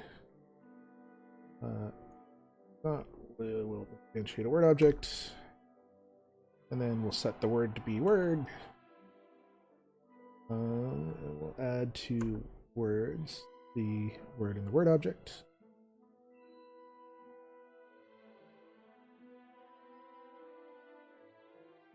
All right. We need the parent container.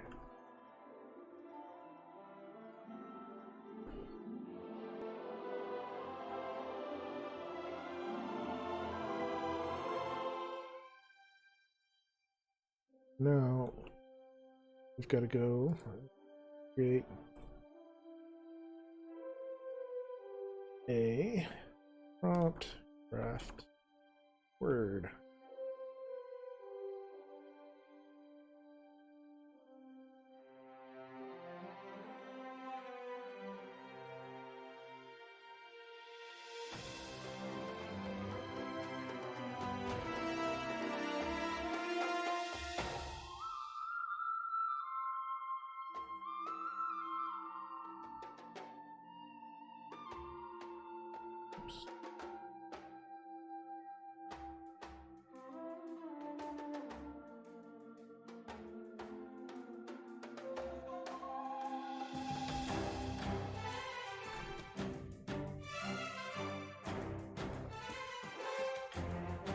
I haven't fixed the namespace too. Should have auto-generated properly.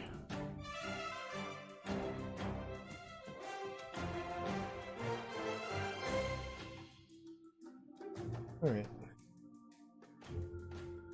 For now,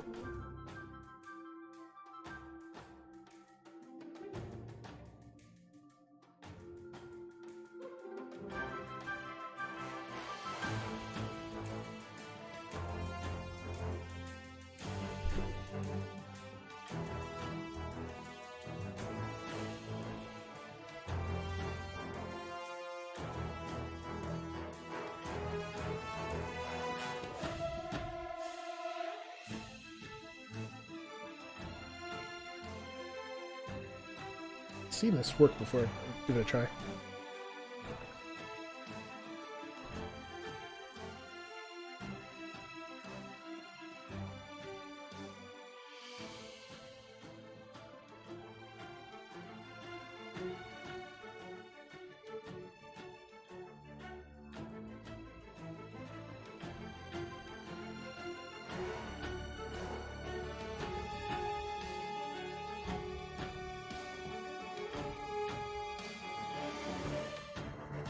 So that'll force it to resort when we add.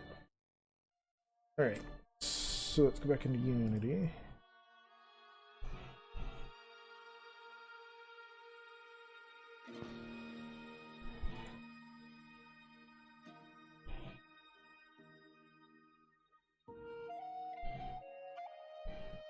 Right, so this is our container.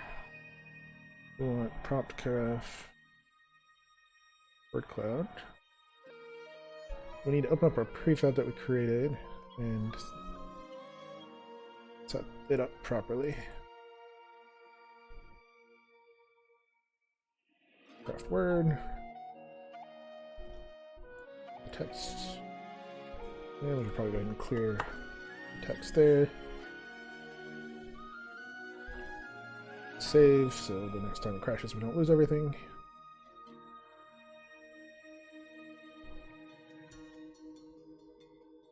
Drop our word prefab in here. We just want our container to be this guy. Next, we need to set up the event.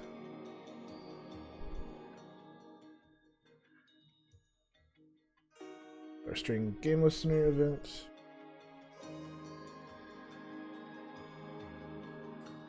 And we'll call in a prompt craft word cloud and call on transcription. And cross our fingers and see what it does.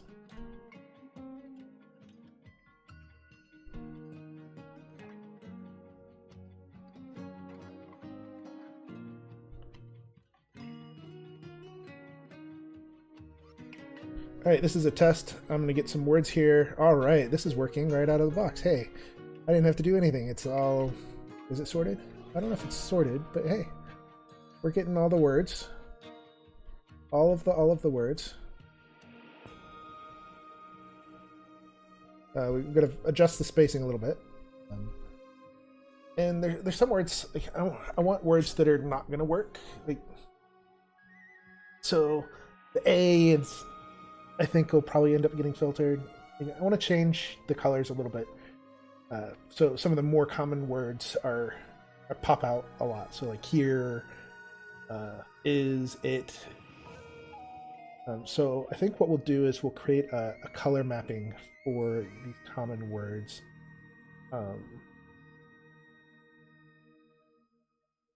But yeah, I can't complain about that. I mean, that basically did exactly what I wanted it to do first try. So I think we're going to go 8 on the spacing. And it needs padding too.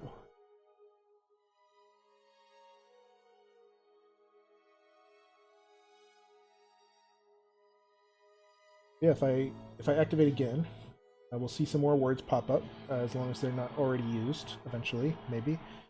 Assuming we're actually activated and I didn't break it. Test, test, test, test, test, test, test. Well, same test over again. It's not going to show up more words in the word cloud. But I am seeing the word cloud move, so I think we're getting a few words added here and there.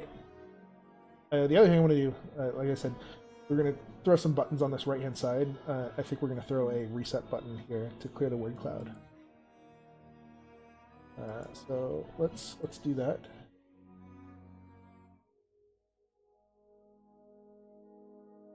And I think what I'm going to do is I'm going to create a layout for that.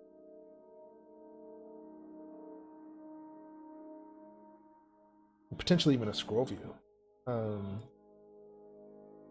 Because we could have, depending on what we're doing, we have multiple.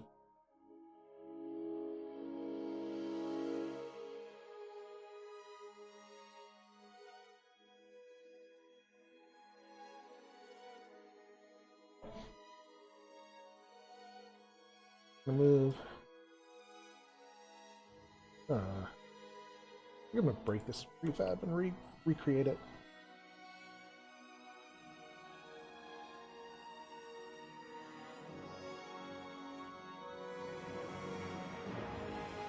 Just to make things more convenient, so I can delete this.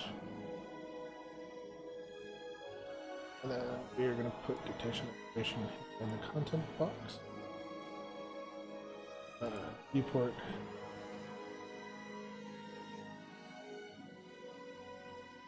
Does not need a background. We don't need the scroll bars. We don't need them.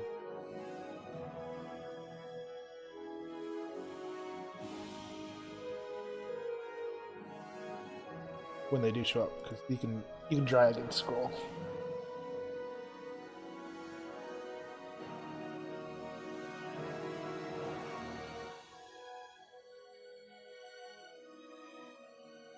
Alright, so vertical layout group content, we take this. Working. Alright, so let's find another icon. I've got some in here that might work. Maybe not. Find a clear icon.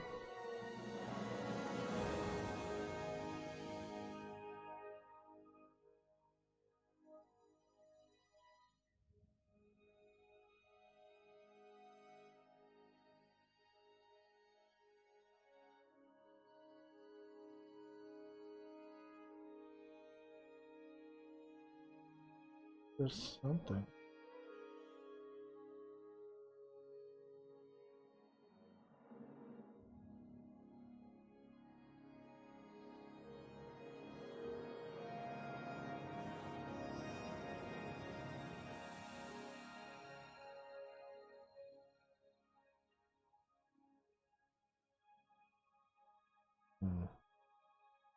What do we use for clear?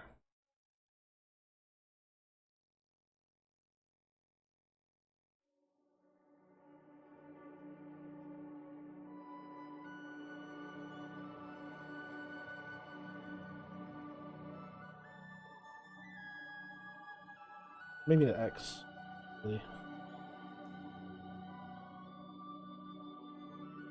I don't think we're gonna use that one specifically. I think there's a one in here. Work well.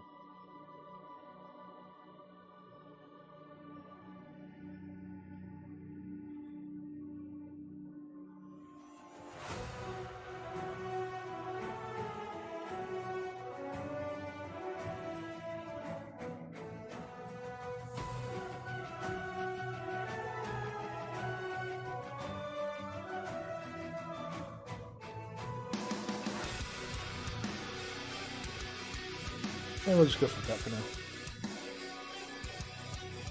Then we need to go back into here.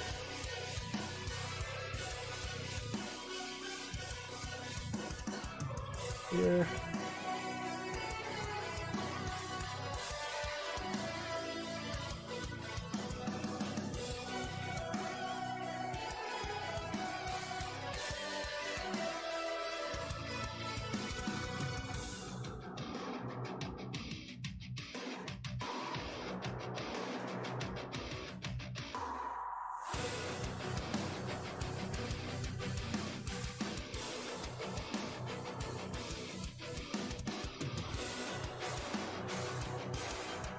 Destroy the game object, clear the words, and clear the website.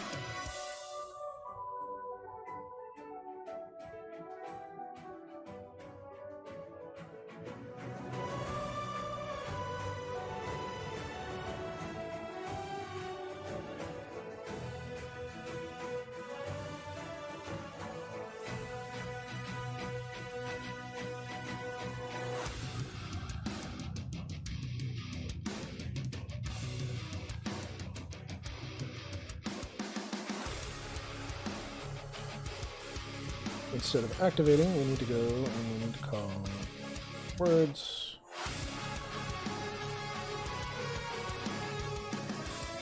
These.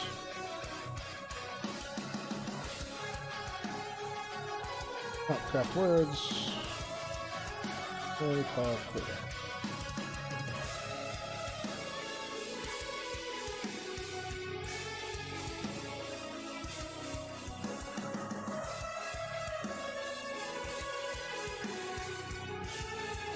Alright, so what I think I want to do with this, we have two sections, one where I'm recording and one where it's creating the word cloud. And so if the second section is empty, I'm going to have it just straight up add all of the words from the word cloud in order.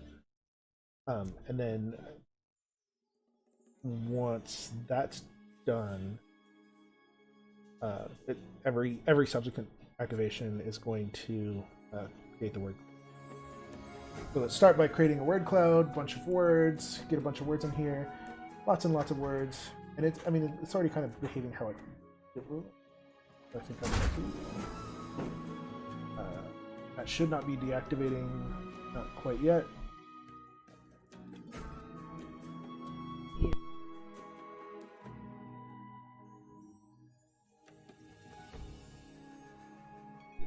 I also forgot to save the padding and the spacing, so let's get those done. After oh, it's the Pharaoh place.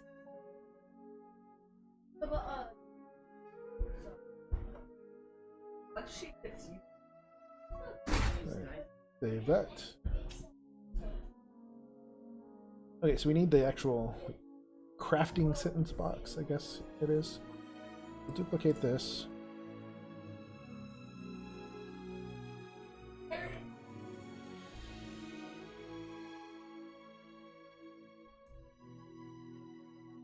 And already, the grid is actually working a little better than I thought it would. Purpose. Doing the wrapping. I don't have the dynamic sizes. I wonder if there's a way to get the grid layout group to allow custom sizes. I don't think there is.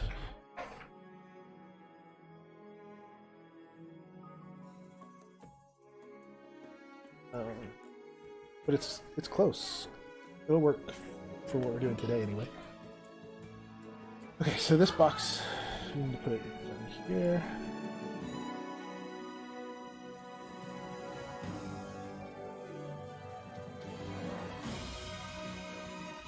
And we need to create another script.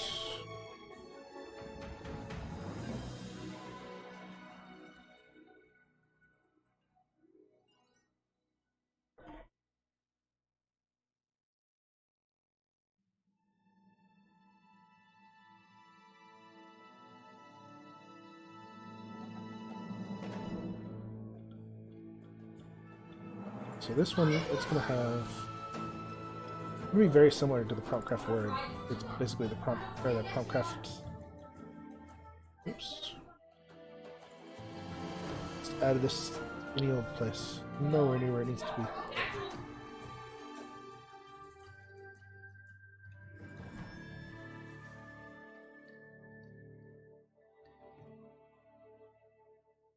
Okay, so we're gonna cloud.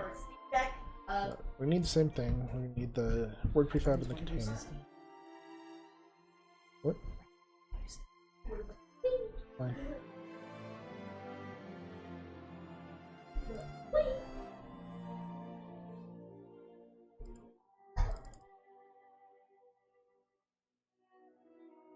So same thing, container, word prefab, and then I think what we'll do here is we'll call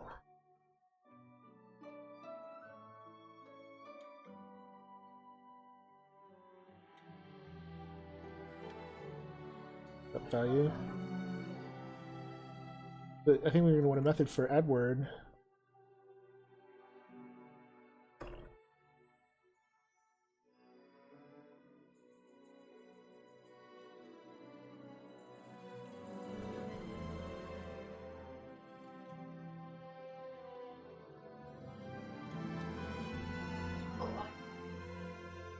And then the word itself, when it's clicked, we'll need to remove it from the sentence. So we'll need a list. Word.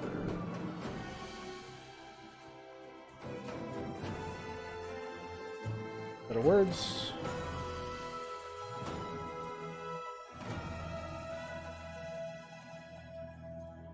And this will add the word at the end.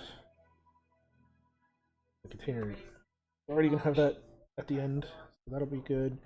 We set the, should call it set sentence, I think.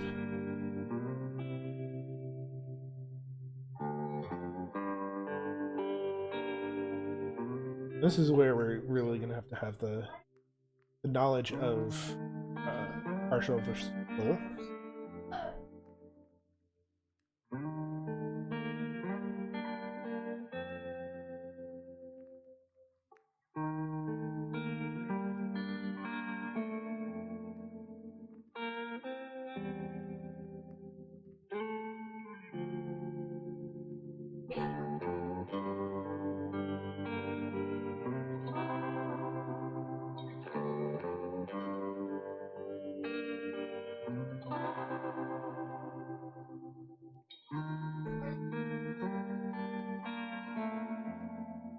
And then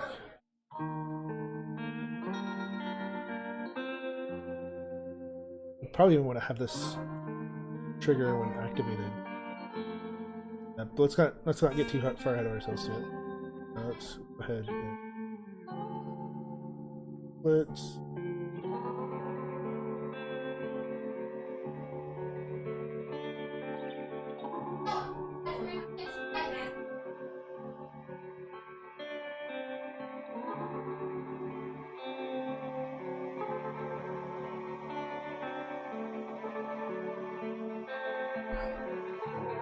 so we set a sentence, we'll add the words, and then do a clear.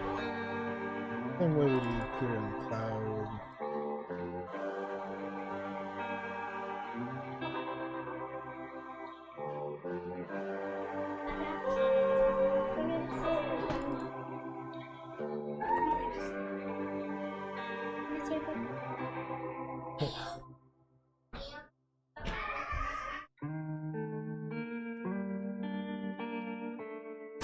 Okay, so then we clear. And then with each activation,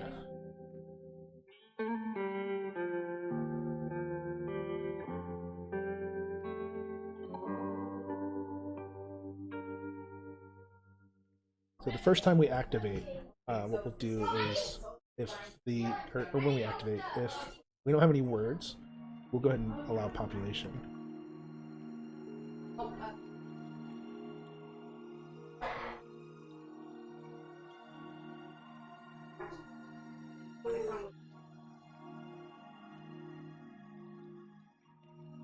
We could do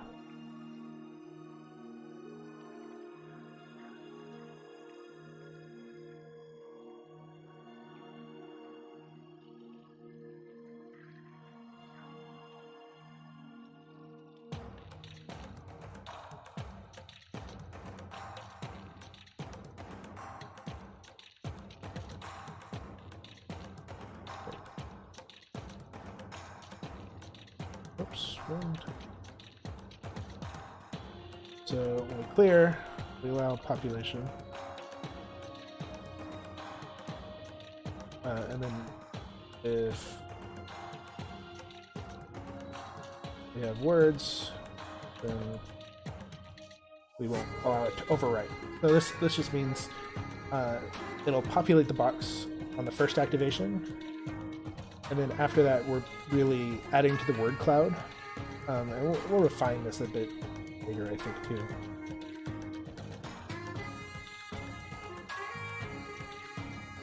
So if we allow population, add word,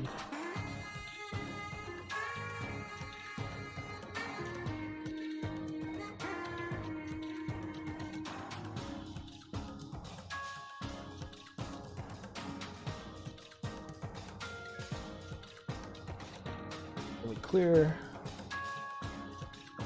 and then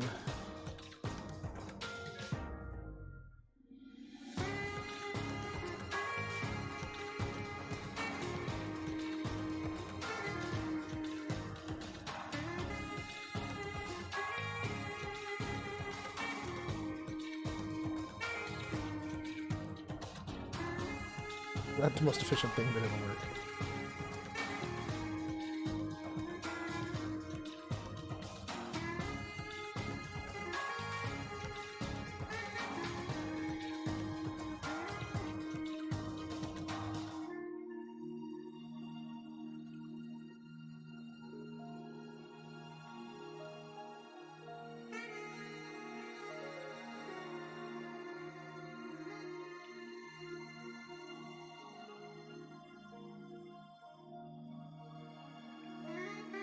Alright, so we'll call this update words. Maybe update sentence. Okay, this is pretty inefficient. Oh, we can go back and optimize this later. We should be recycling the components from above. This is gonna happen every sentence, but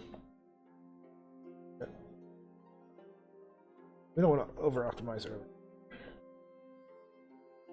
But this is definitely something that we're gonna have to optimize.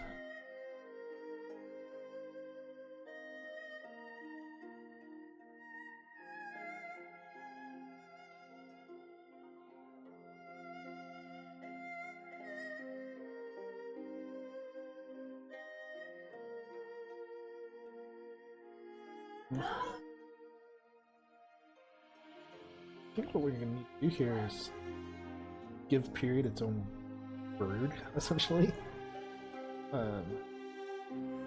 Strip out punctuation other than that. I don't know. Maybe we insert a comma. I'm not sure how we want to deal with that just yet, as far as the prompt is concerned. Let's leave out the punctuation.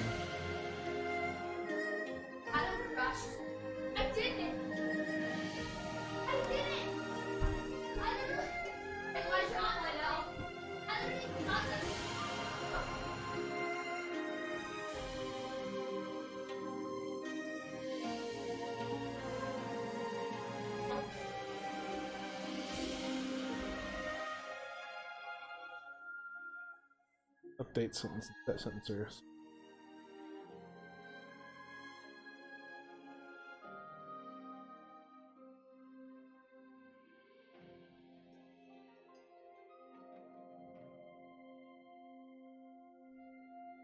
probably this.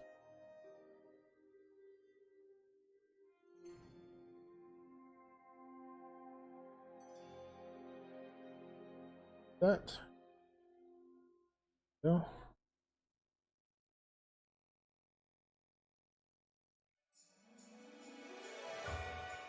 Adding our words.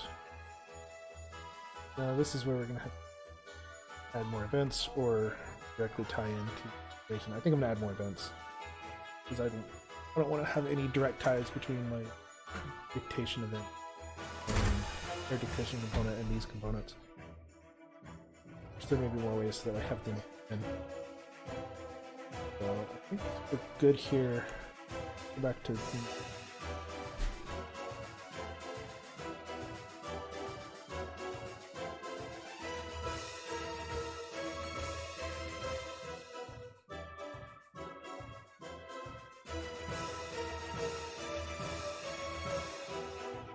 don't want a word crowd. Don't want a word cloud on the box. We also don't want this because we want to be able to differentiate between partial and full. So let's go create some new events. Save this.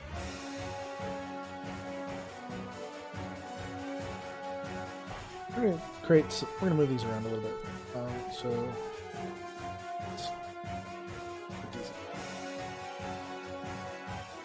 I'm gonna add. Duplicate this.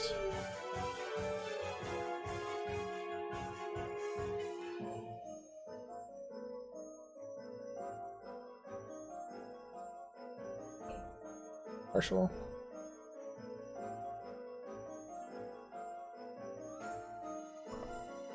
Full.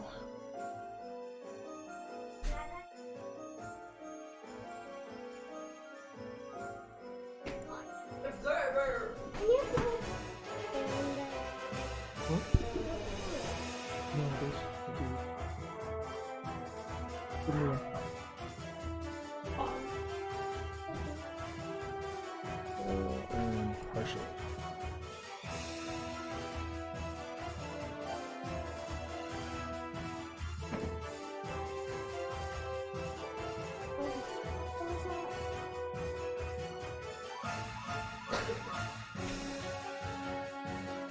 Alright, so we've got our full and our partial events.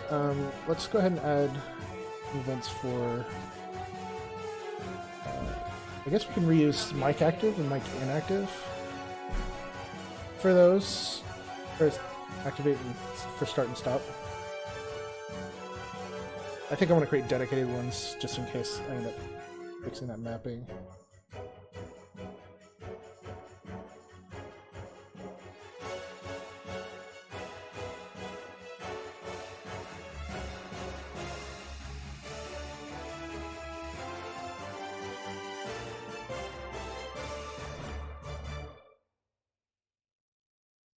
Here, again, events.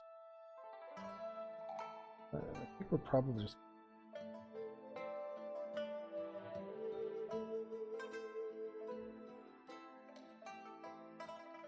We probably want to use...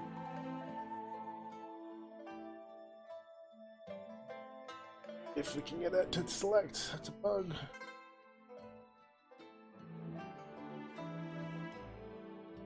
Right, well I guess we're going to reuse these for now.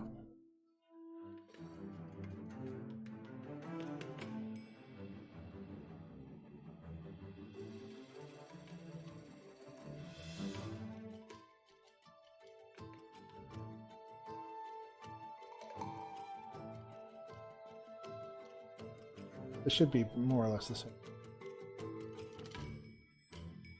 Okay, so now let's go back to our prompt box. We need to add listeners for these.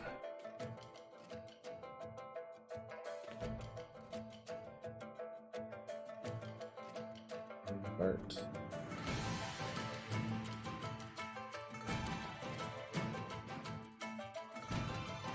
Stop.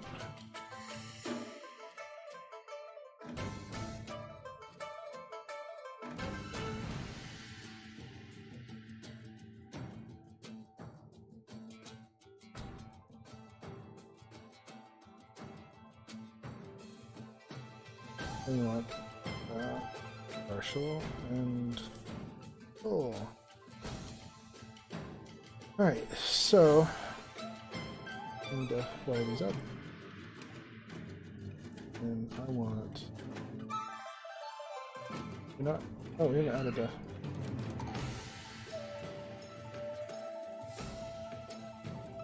Altcraft box. The word prefab.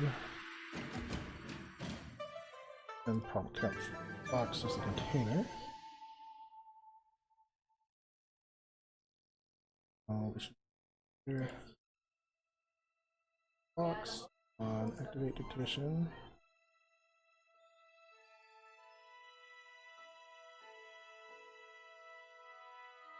Deactivate dictation.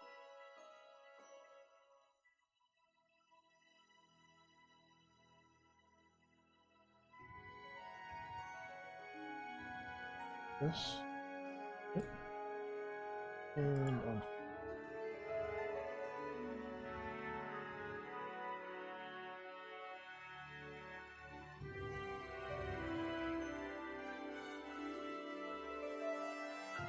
Alright.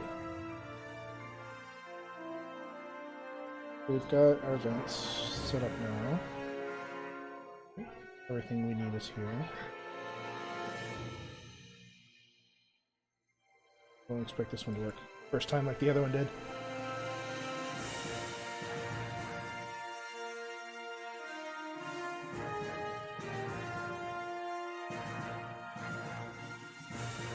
So this is a test. We are testing a sentence that should go on for a little while. Yeah, that worked pretty well, actually. So, oops. I hit clear here. It clears the word cloud. It does not clear this. I think I want to add another clear button for this specifically.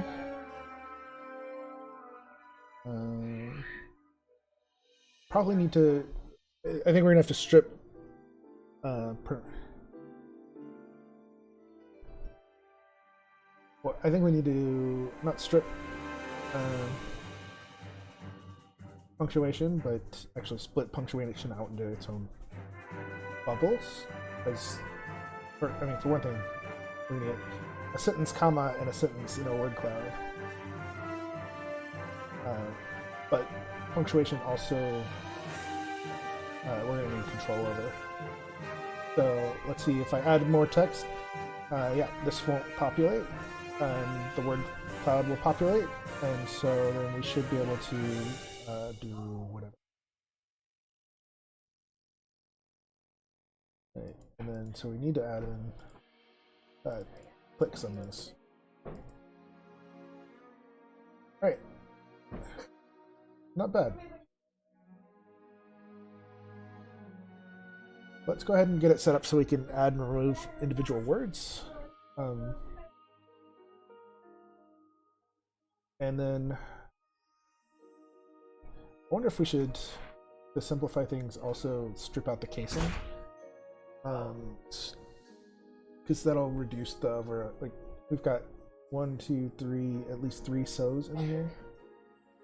This sort really is not sorting.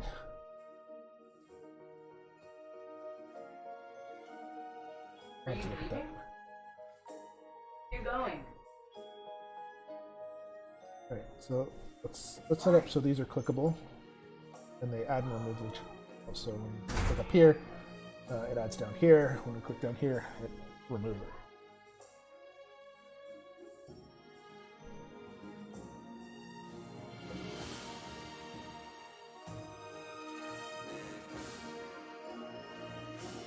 Do that.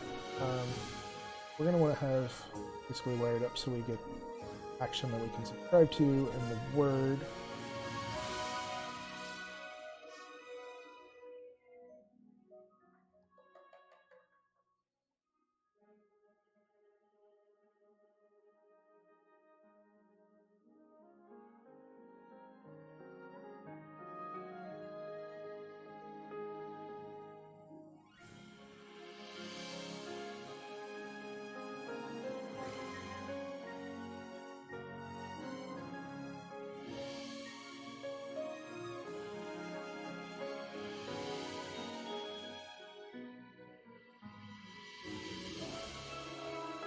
Go.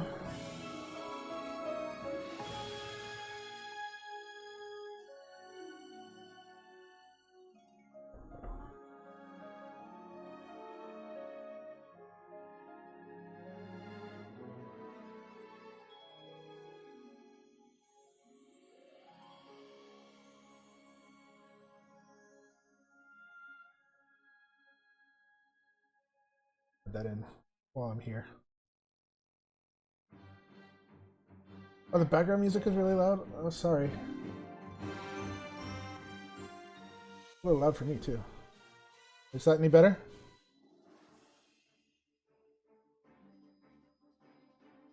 I forgot to check that this time.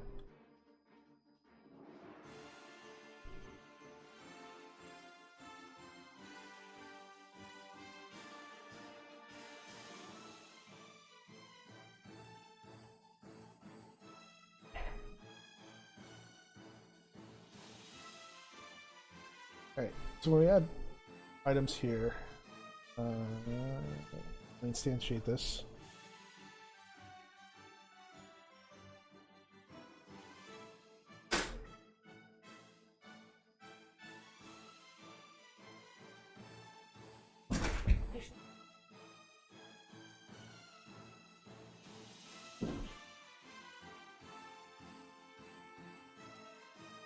Yeah, if there are volume problems, please speak up as soon as you notice them, because I really don't have a whole lot of monitoring set up.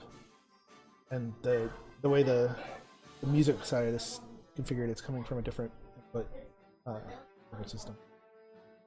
So it varies. I think I need to get it set up so the music is actually coming from the same source all the time, so it's consistent rather than easy for me to control. So we want to remove word.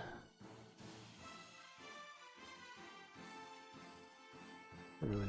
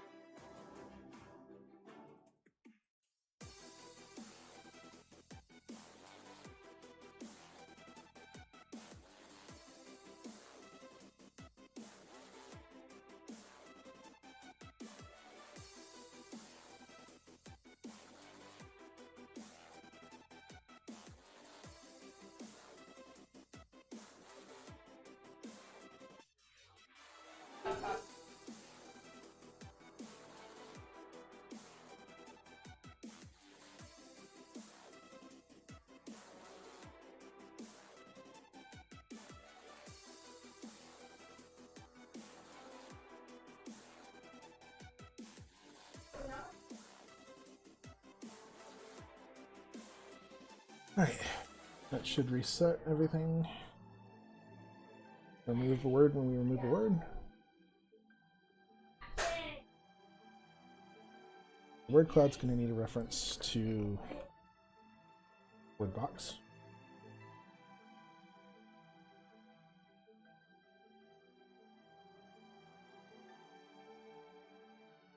So when a word here is clicked,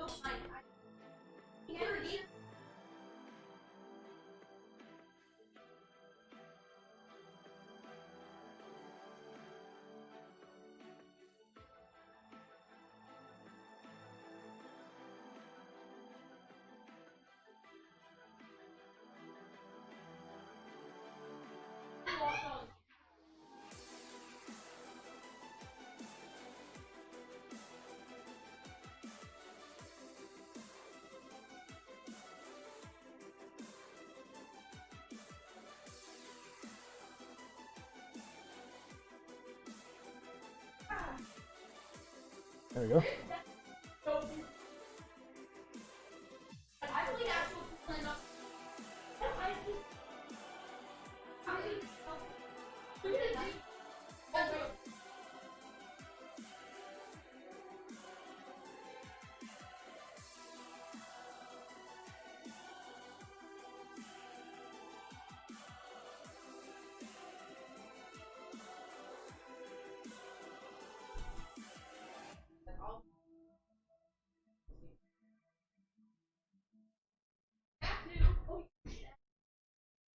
Probably also going to want to have an image box here, maybe, where you can work on the image before you add it to a painting.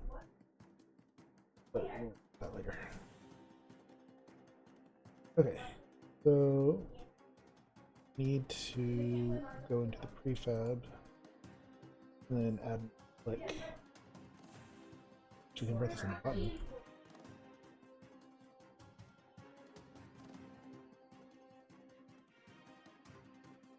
Click. Call the word and click. Goes it.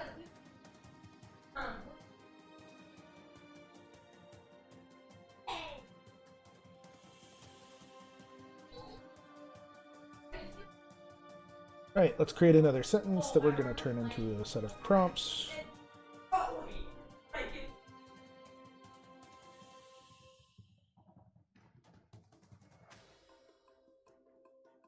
Multiple items are clicked.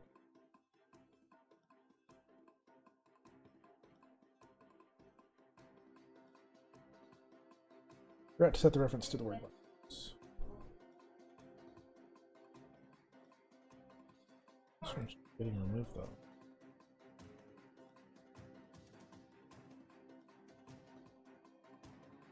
One pound at a time. Do the easy one first.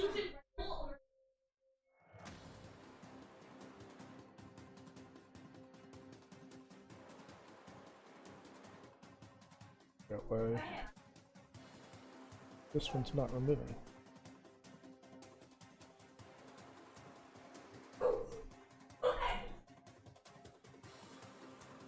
Remove.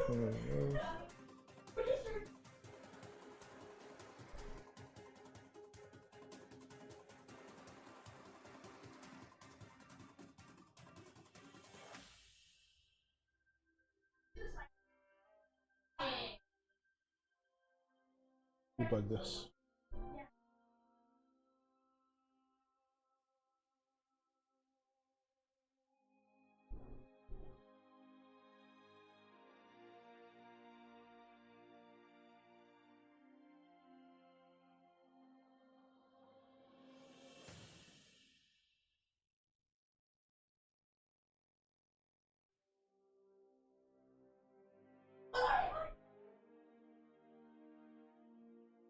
Right, this is a set of words, some words that we're going to show in our prompt box. Where are my words? Where are my words?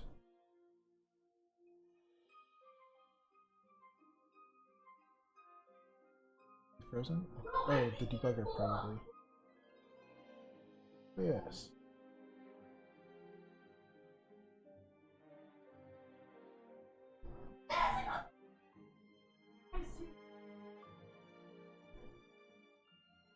Click on the actual UI. Got our words. There's one word. After, have 0 words. Those. Don't. Oops. Oh, wait, now it's working. That was probably it. We were probably just re-adding the old word.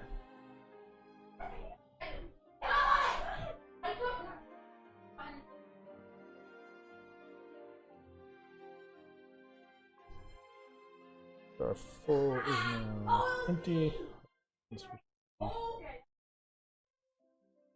And got this.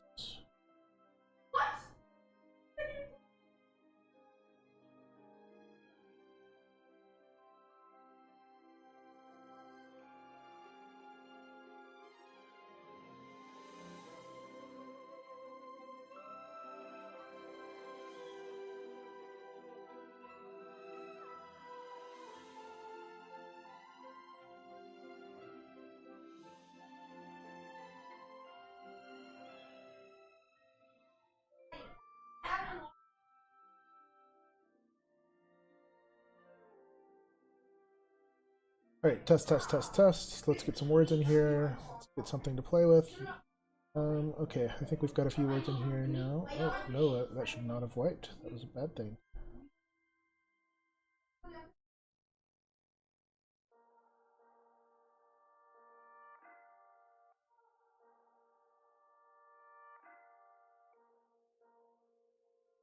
Turn off the breakpoint. I think we should be working. Yep.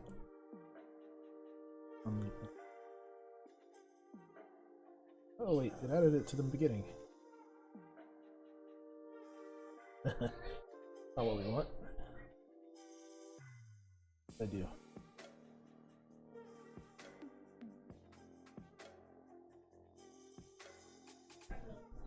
Word is wait.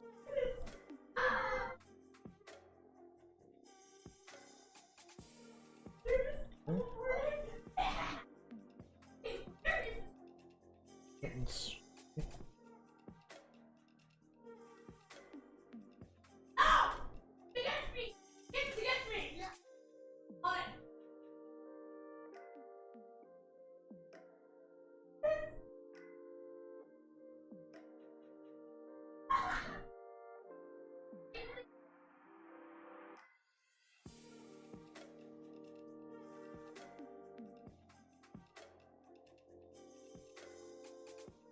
Well, the sentence is correct. There must be an update. Maybe the clear isn't working.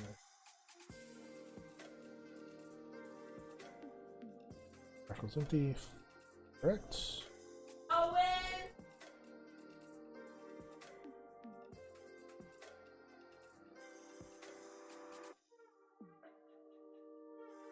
Clear.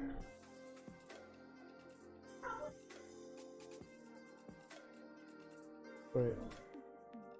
Oh, I know why. We're destroying all the words, but we didn't destroy the word. When we removed the word, we removed it from the set that's we need to destroy. To immediately destroy the word before we do update.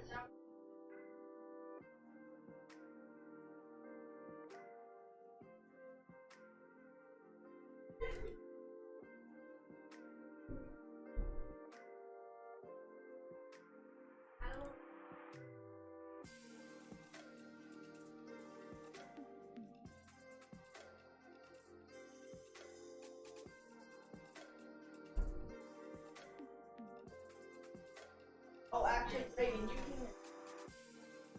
Wait, Alright, let's try this again.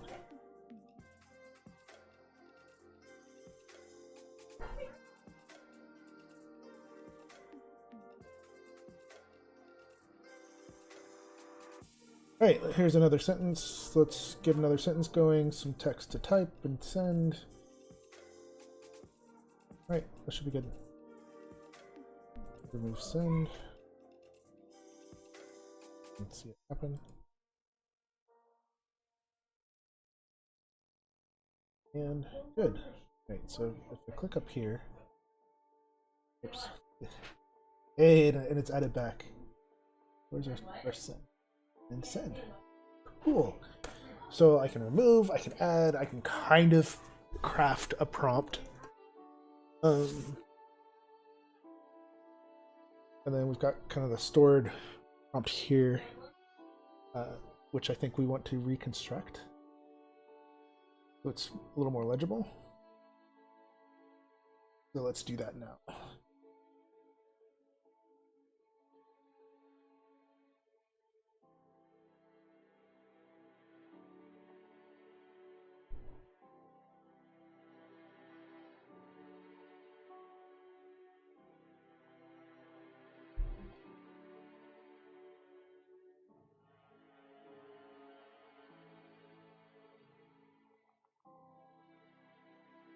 We'll create a Unity element.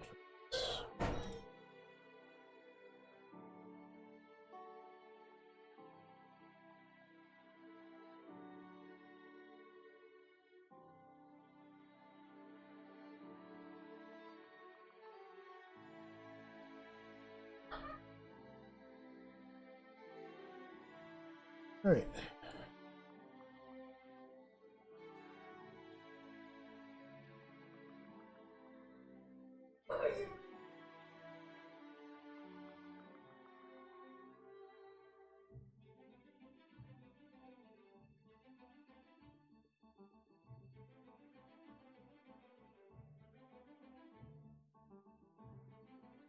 This is where that event to event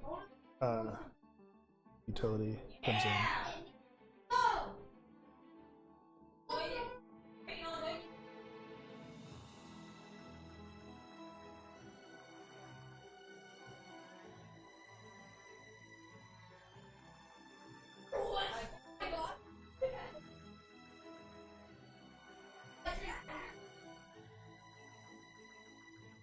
So, wait a minute, I had it to the wrong one.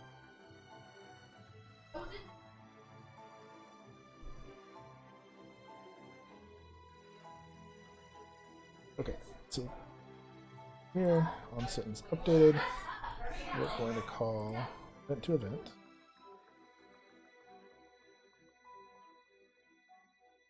String, and in here it's going to call out to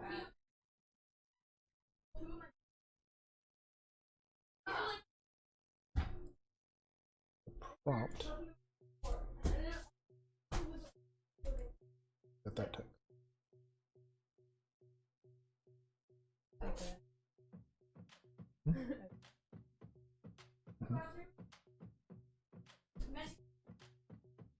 Save, save, save.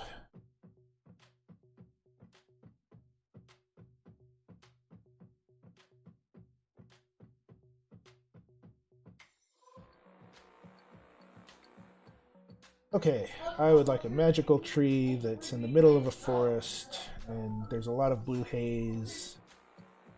That happened, so we gotta look into why that happened. At least all the words are there, so we can reconstruct this. But it should not be clearing.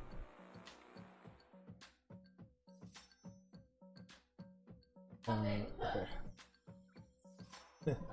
That's also very wrong.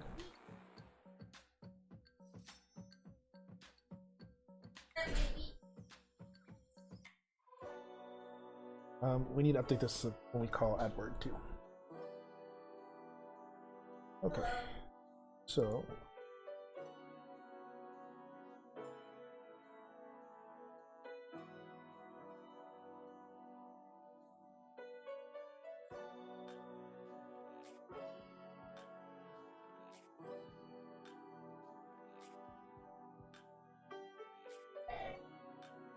we could do this. Yeah. Again, this is not optimal in any way, shape, or form. It'll work for me.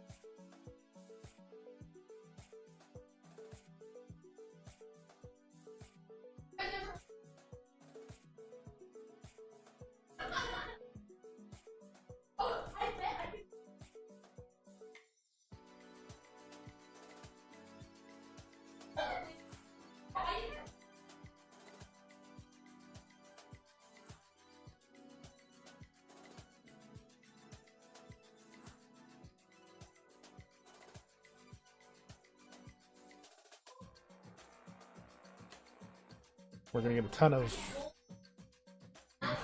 events from this. It worked.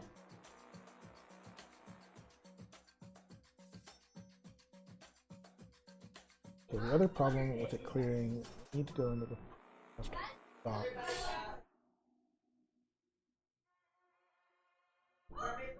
Partial is here.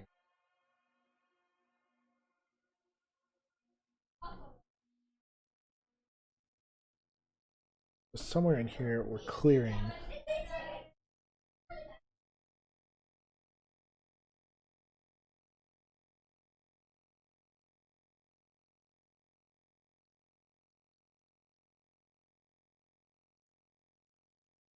We should only be adding on to full.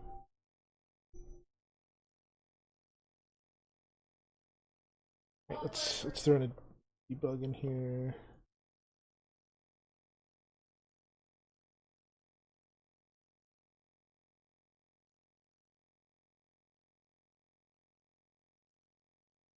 This could be a problem with full and partial.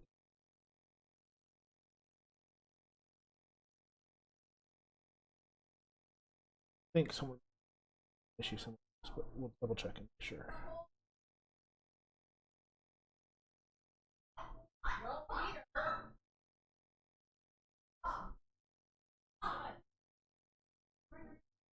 Alright.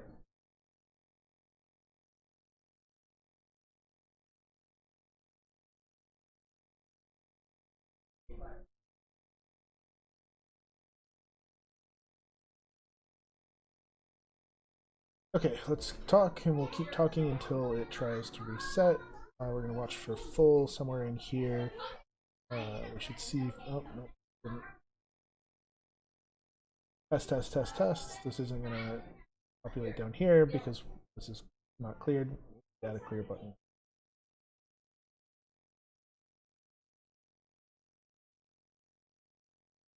That's working now.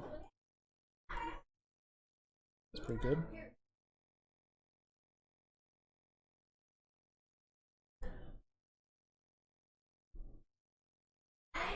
So I can definitely prop craft. The next thing I really want to do is I want to drive this and have it insert in the right spot. Which I think, since the grid is, we're using the grid like we are, I think it'll work pretty well. Essentially, the drag start, and then when it gets over this slot here, have it insert, and when it moves out of that slot, have a temporary, basically, insert an empty space, and then but we won't have time for that today.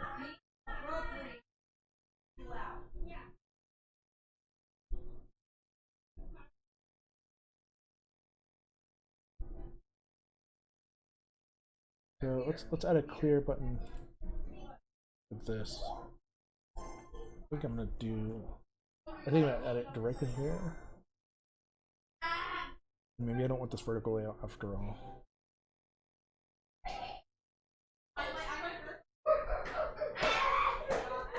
Or maybe I just have this clear both.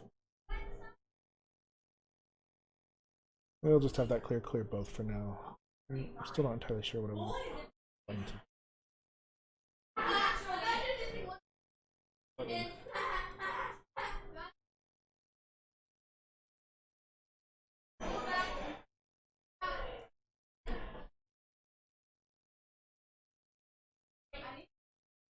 There we go. I'll clear the cloud and the box.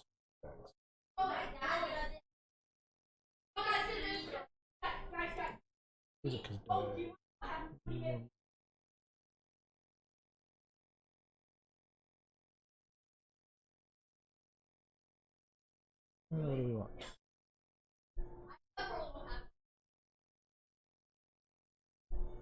Nature? These are just gonna be.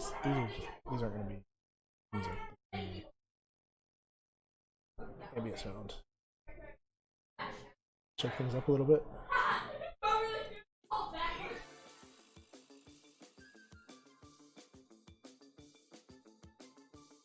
Maybe we'll stick with the same basic thing.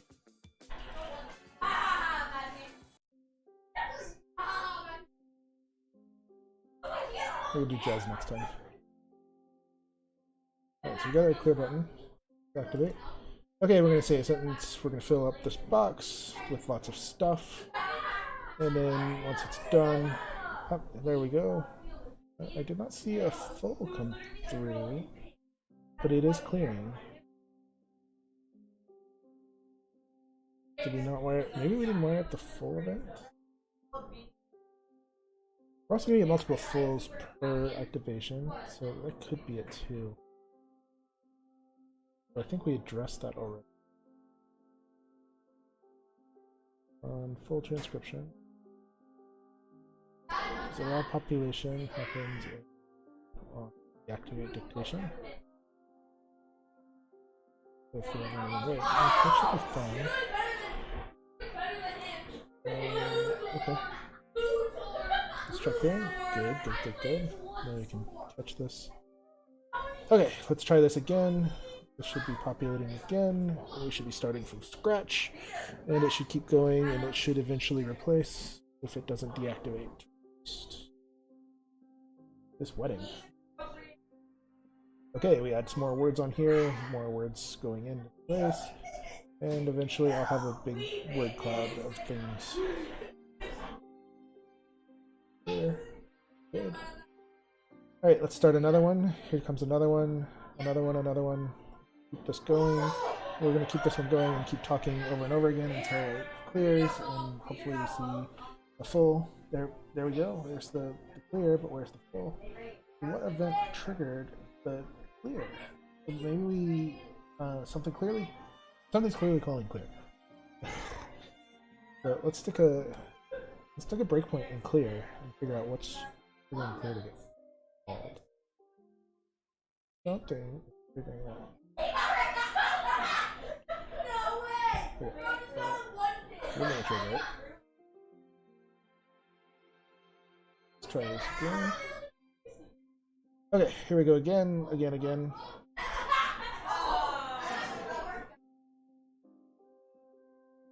Alright, it's out of condition.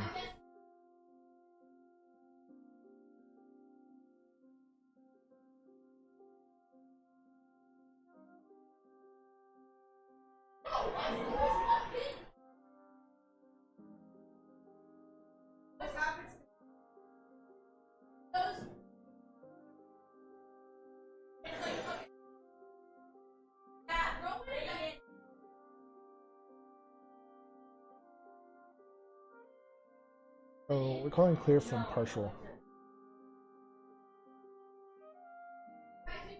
But that shouldn't be erasing the full part.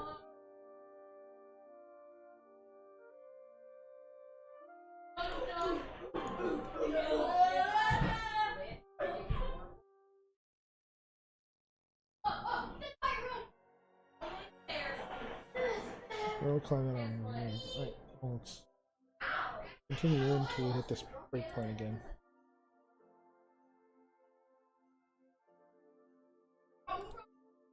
Clear this.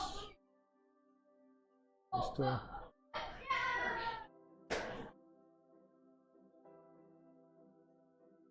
breakpoint.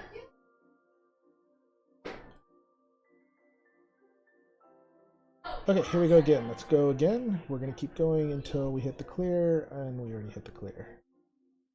Why did we hit clear? Because we're calling it from that sentence. Which makes sense.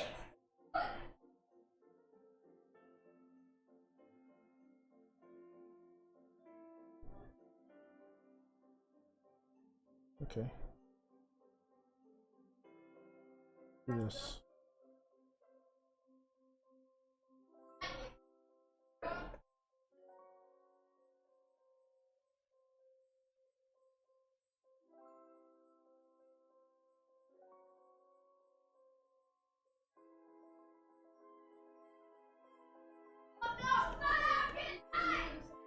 Right, now we can see full, partial, and sentence every time that word.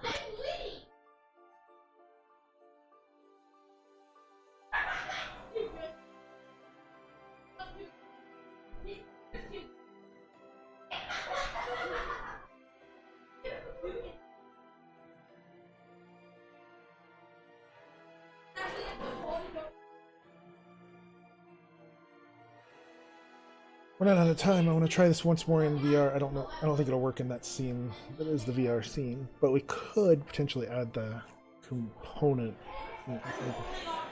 add the tablet, and try that in one of the demo scenes. Probably do that. Okay, test. This is a test. Because it's not letting us get where we need to get to. Test. Then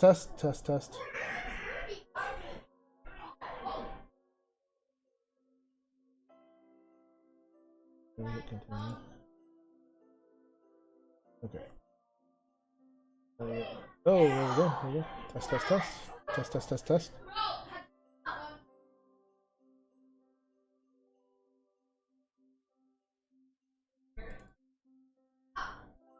Okay.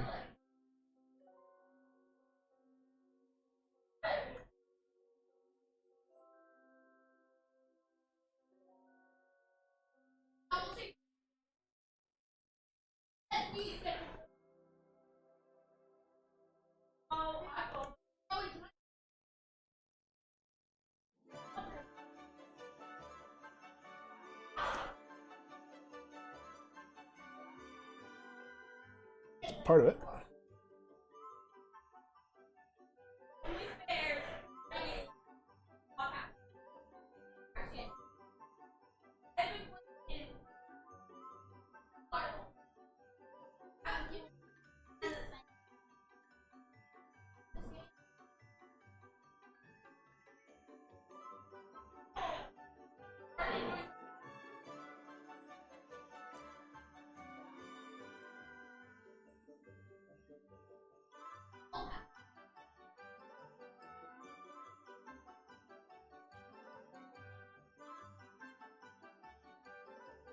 Right, here we go. Let's do a sentence. Let's keep going until it cuts off. And I don't know if it's going to actually cut off this time because we fixed that null pointer exception.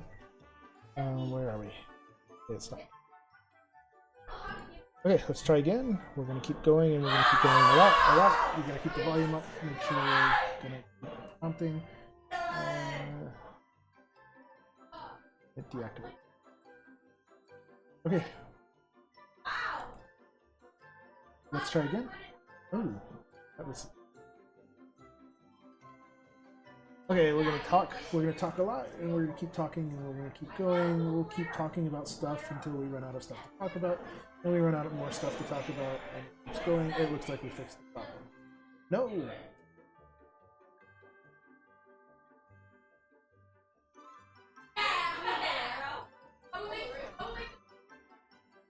So we've got an empty full.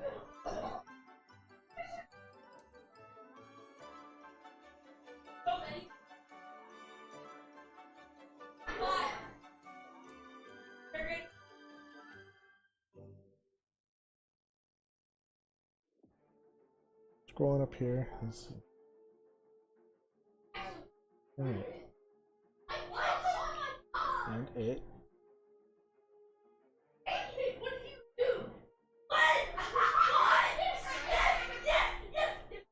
And it looks like we've got... Okay.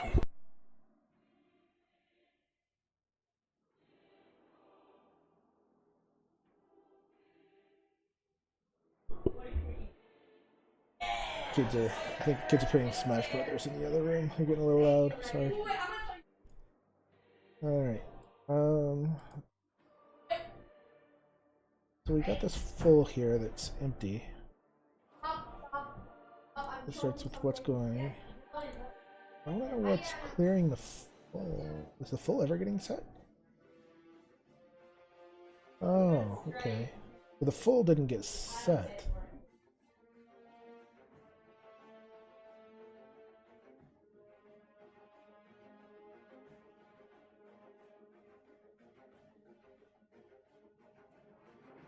Is full transcription getting... Full transcription should be getting called.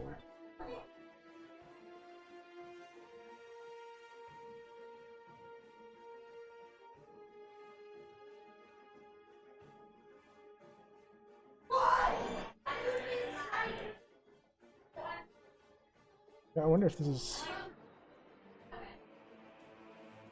Let's do...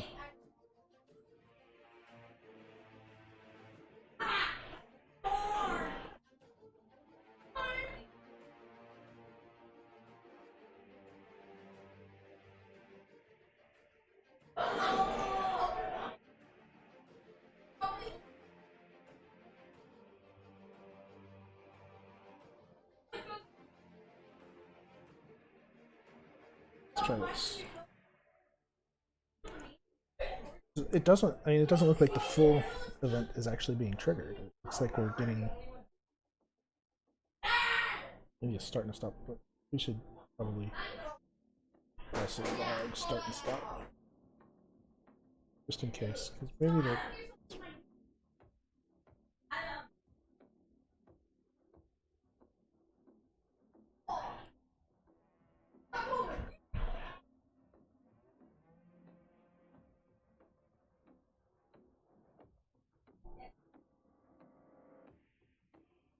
Yeah, let's take a look at that.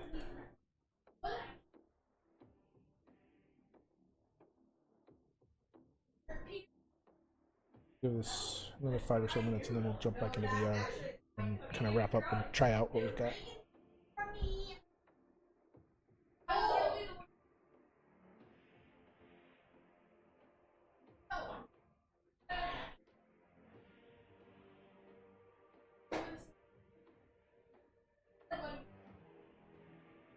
Okay, let's try this. Test, test, test. This is a test. We're testing and we're going to keep going. Did see on deactivate and so on full transcription. So the full should be, we have something. But we're hitting clear, so it should be clear now. Good. Question.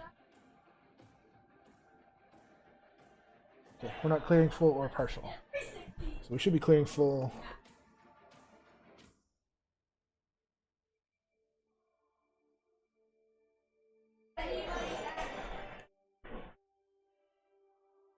No, I don't want to do that.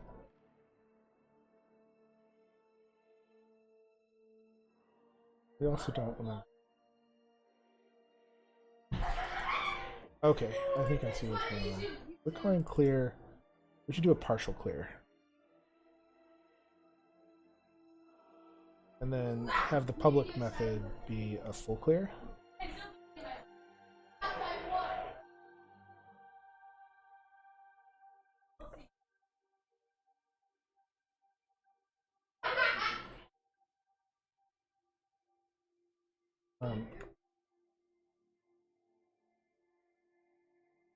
Because when we hit the clear button, we want to essentially clear everything.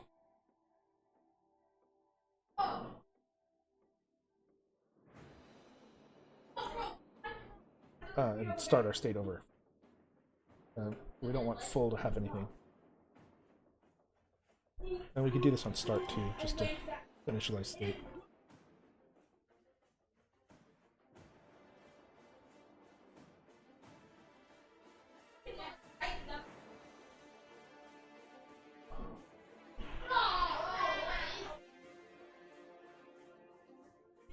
And then we don't want to allow population, and this may be where that bug is coming from. We don't want to allow population in a partial clear because we're essentially clearing out the content. Yeah, that may be it.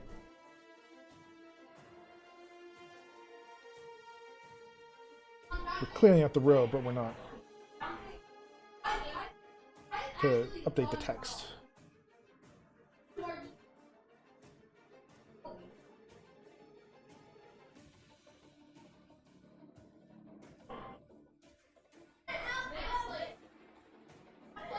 But I think the answer to the question is we weren't clearing out enough when we hit the clear button, but we were clearing out too much when a sentence updated. Okay, this is a longer sentence. We're going to keep talking until it stops. We're just going to keep going, and we're going more and more and more, and we'll keep on going. Well, it doesn't have any content, which I'm not sure why, but maybe that's because we haven't completed a partial yet, and we're still going, and we're still going. Put a little break in there. Okay. So on full transcription, just getting called for that. I think we're missing some elements in full transcription. Right, we'll leave it here for now. I'm going to do some debugging on this week because we're never seeing on full get called in here until we get to here, and then it's missing content. We're getting the full transcription call, but it's with the new iteration right before the mic shuts down. Right. So that should be okay for now. We can at least do what we want to test with a little bit here. And let's go back. Let's since I did say we were going to work on VR this time. Let's throw this back into the stuff we worked on at the beginning, where we had a VR tablet, and see how it looks in VR. Ideally, we'll see if this. We're gonna recreate this prefab for one. So we gotta replace prompt crafting canvas with this guy. Okay, and so to simplify, since let's go ahead and create a.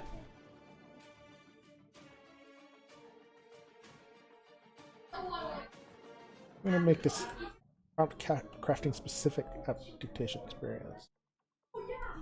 And we may do something different with that later. Okay, so we've got the event system. Let's save this, and let's go into one of the VR demo scenes. The distance grab example.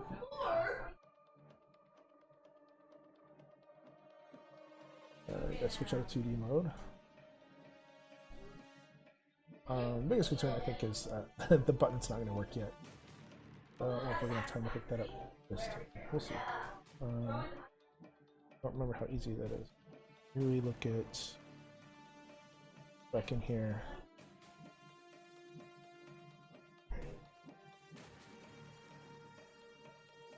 Yeah, we're not going to have time to pick that up, but we'll at least throw the tablet in here and see how it looks in the headset.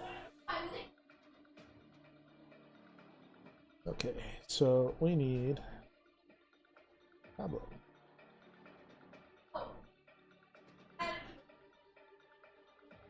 Again, go in.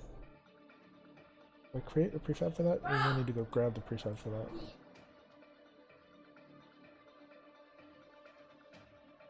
Alright, let's go back into the gallery.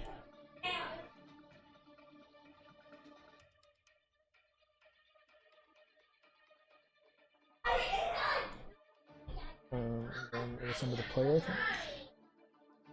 With the VR player, tracking space maybe. Where did I put it?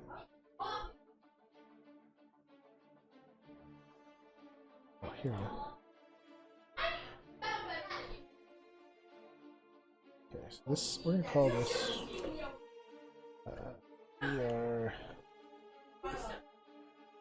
VR interactable tablet.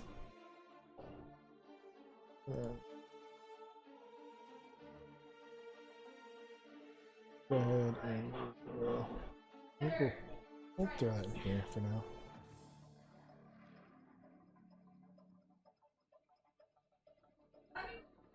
Let's go to distance grab example, and let's toss our tablet on the table.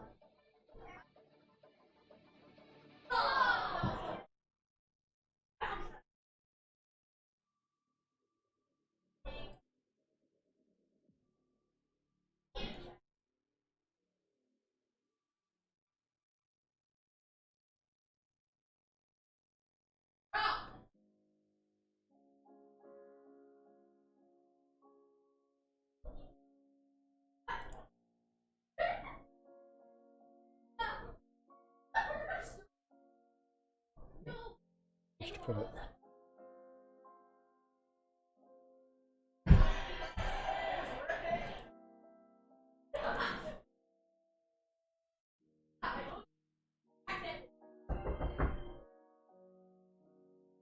Just remove that.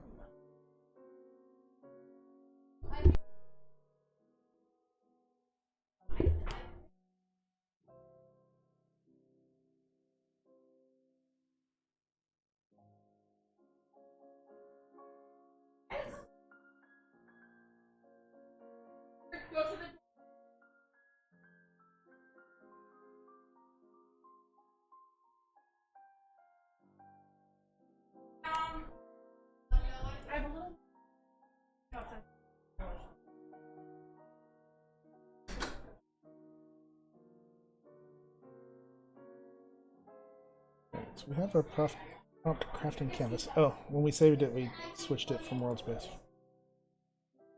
Alright, so we gotta switch back to world. It's still too loud? I don't know why that's... Right here, I will turn it way down.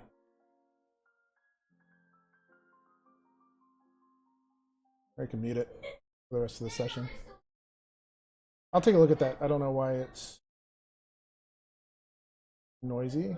Maybe something happened with my audio input. Thanks for the info. Oops. Oh, world space.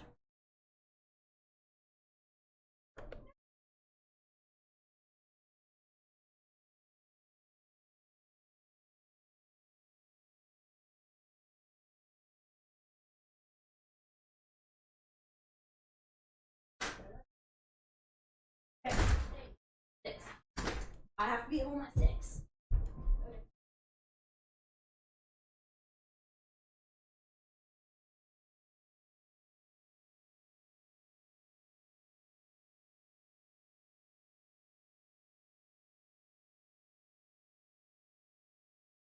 Alright, yeah, I'm not muted. Good.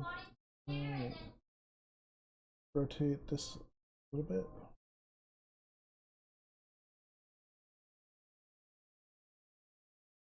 There you go. Okay, and adjust the width.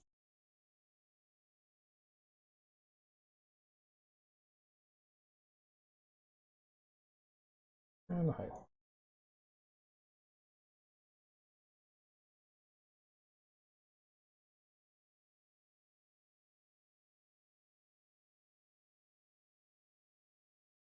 Okay, that should be good. Oh, and the buttons are all in the wrong spot again.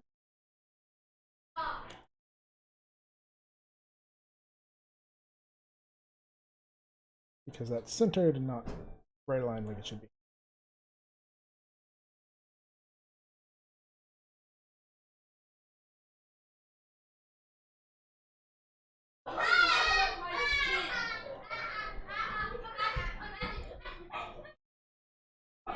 Oh, is it the background noise or the kids or the music that's causing the problem?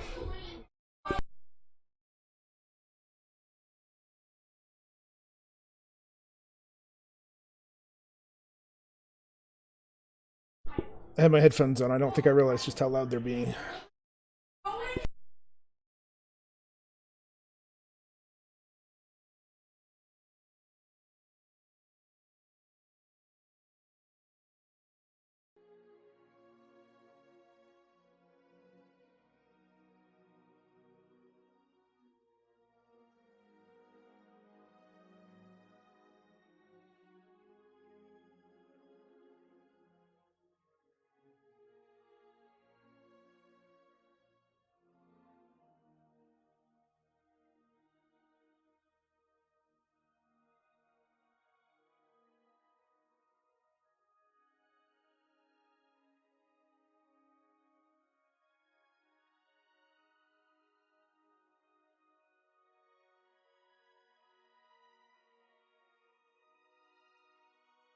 Okay, I gotta turn the headset back on and see where we are with that.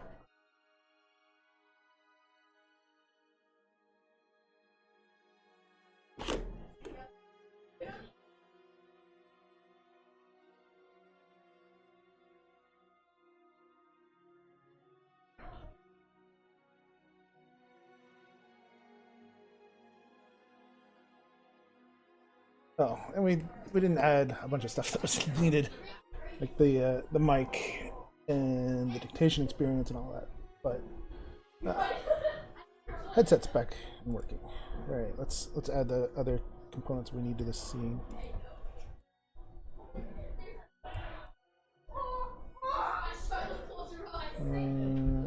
This one.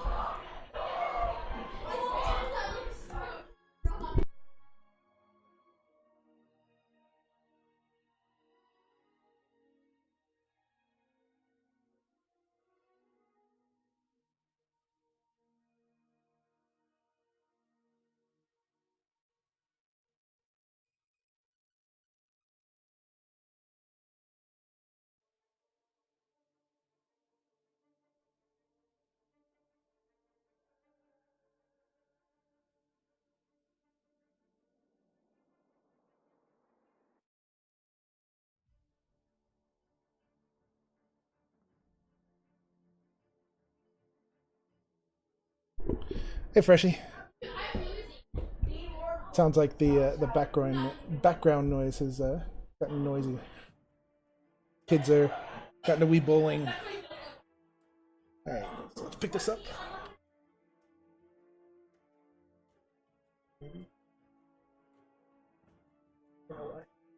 There's the dialogue that I need to click on. Oh, got our tablet. Alright, so let's give this a try. We're gonna have to use the button because I haven't wired up the buttons for VR yet. But let's just see if this is even partially working. Alright, testing. Test. Oh yes, there we go. Look at that. Alright, we've got partial transcription going. Let me move that in front of the camera somewhere. And yeah. So it's really coming along. So maybe I'll make this full screen so you can see it a little easier. Let's see. But yeah, we've got the tablet. Yeah, the UI is not at all interactable yet, which we're not gonna have time to do tonight, because I gotta start worrying about dinner. But progress. I mean, we can take our tablet and grab it, move it around. The word cloud is appearing. So I guess the next steps will be getting these buttons interactable, so you can point and click and have it add and remove, and maybe even drag them between the word cloud and the rest. And then we've got to get all those interactions working in VR. Specifically, we probably need to make the buttons a little bit bigger. I think that as touch targets for VR, they're a little small right now.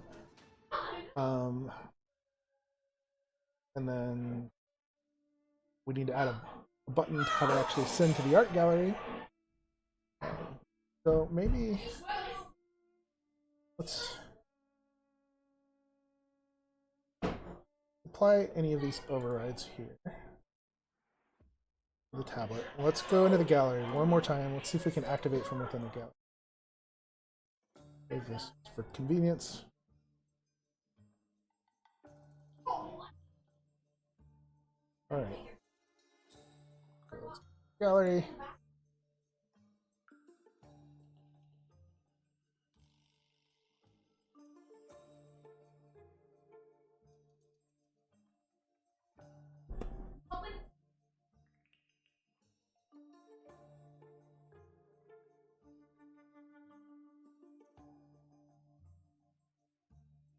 Debugger. Oh, the debugger. Oh, okay. Gallery. The art has loaded. We need a controller.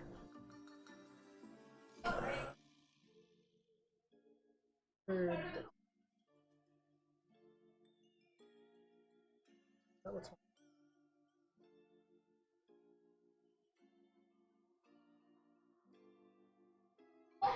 tablet. There you go. We can hold it. Tablet here. And then let's see if activating. Oh, well, gotta grab the right rotation. Let's go in. Let's delete this one. It was missing a bunch of stuff. Okay, let's grab this one. Okay, so that should be good. The other thing, why don't we do? I'm gonna set this up so it'll trigger on the A button on the controller.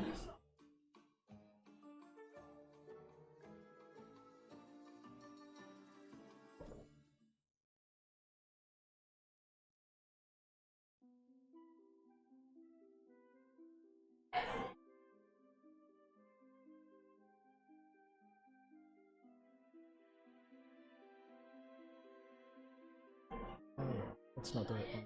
Got a whole bunch of these now.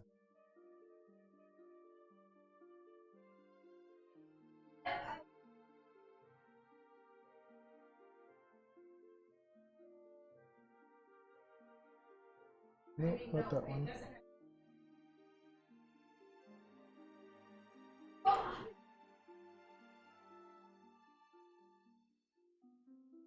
Oh. Wait button maybe?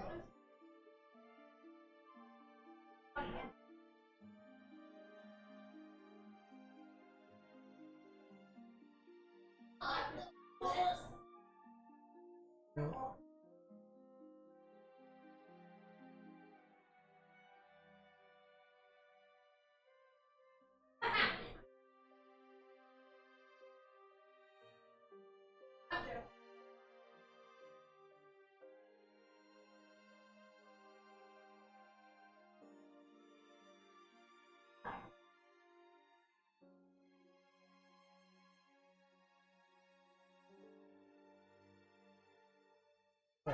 One of these is the right one.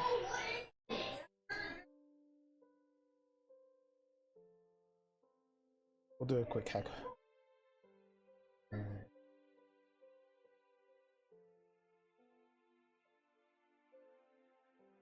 Since I can't find it. This is one of the reasons it's not included, is it's really easy to use. Create scripts.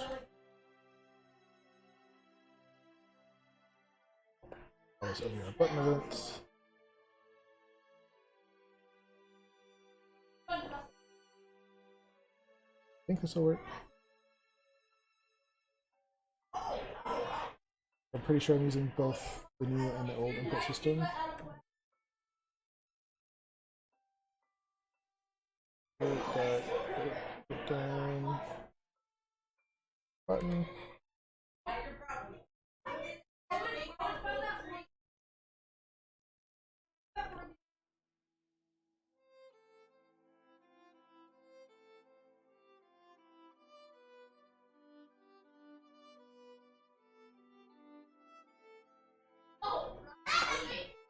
Alright. The cheap way to wire up the activation button.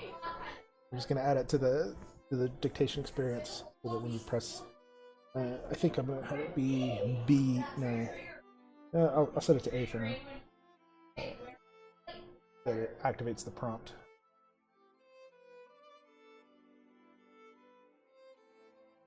WR button event. We want button 1. And we want it to call. So we can have it call the activate prompt crafting event itself. Let's see if that works.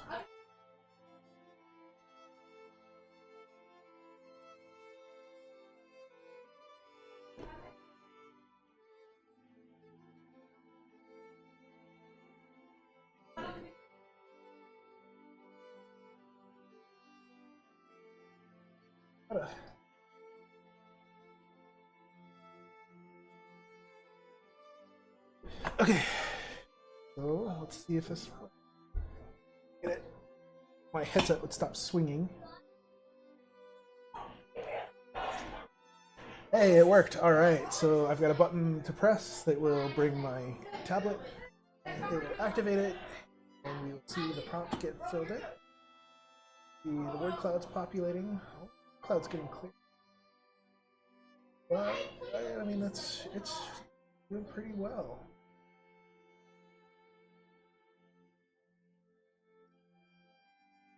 Close up.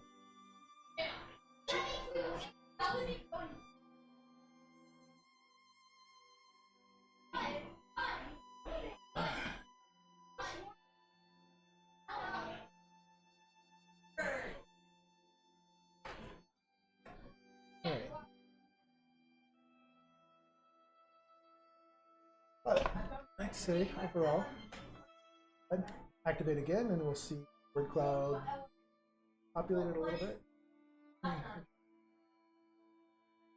Interesting. Word cloud's not.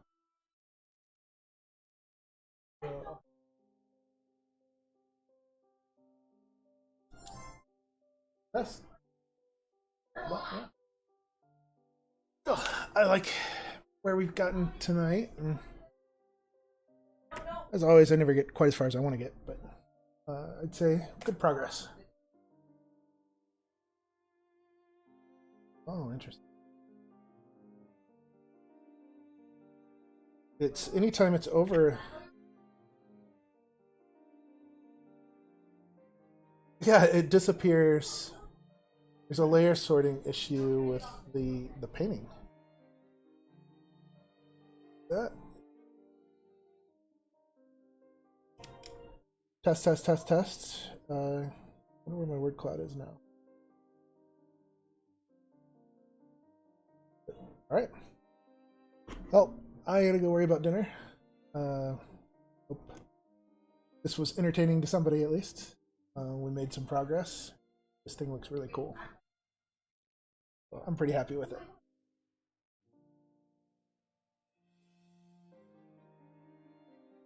so we get a better view.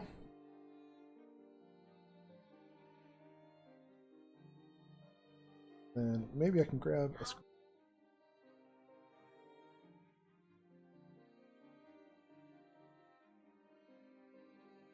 Any more hands?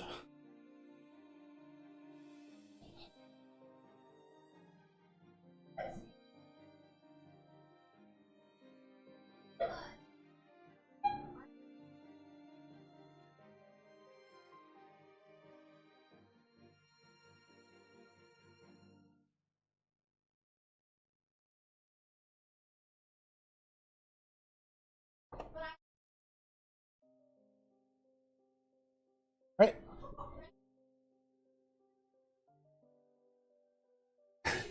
Yeah. So Jarvis in this case is his name is what's his name?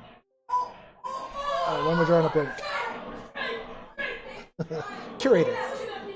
So when it's working, which it's not right now for some reason, I should be able to say curator, and the curator will pop up. So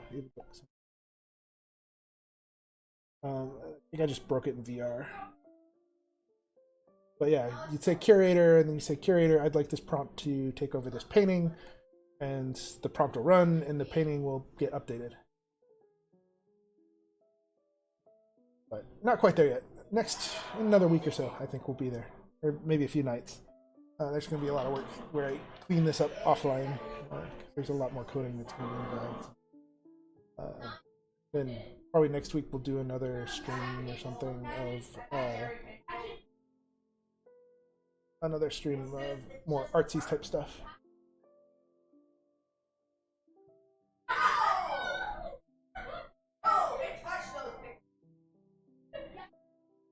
All right. Well, thanks for joining. And we'll see you next time.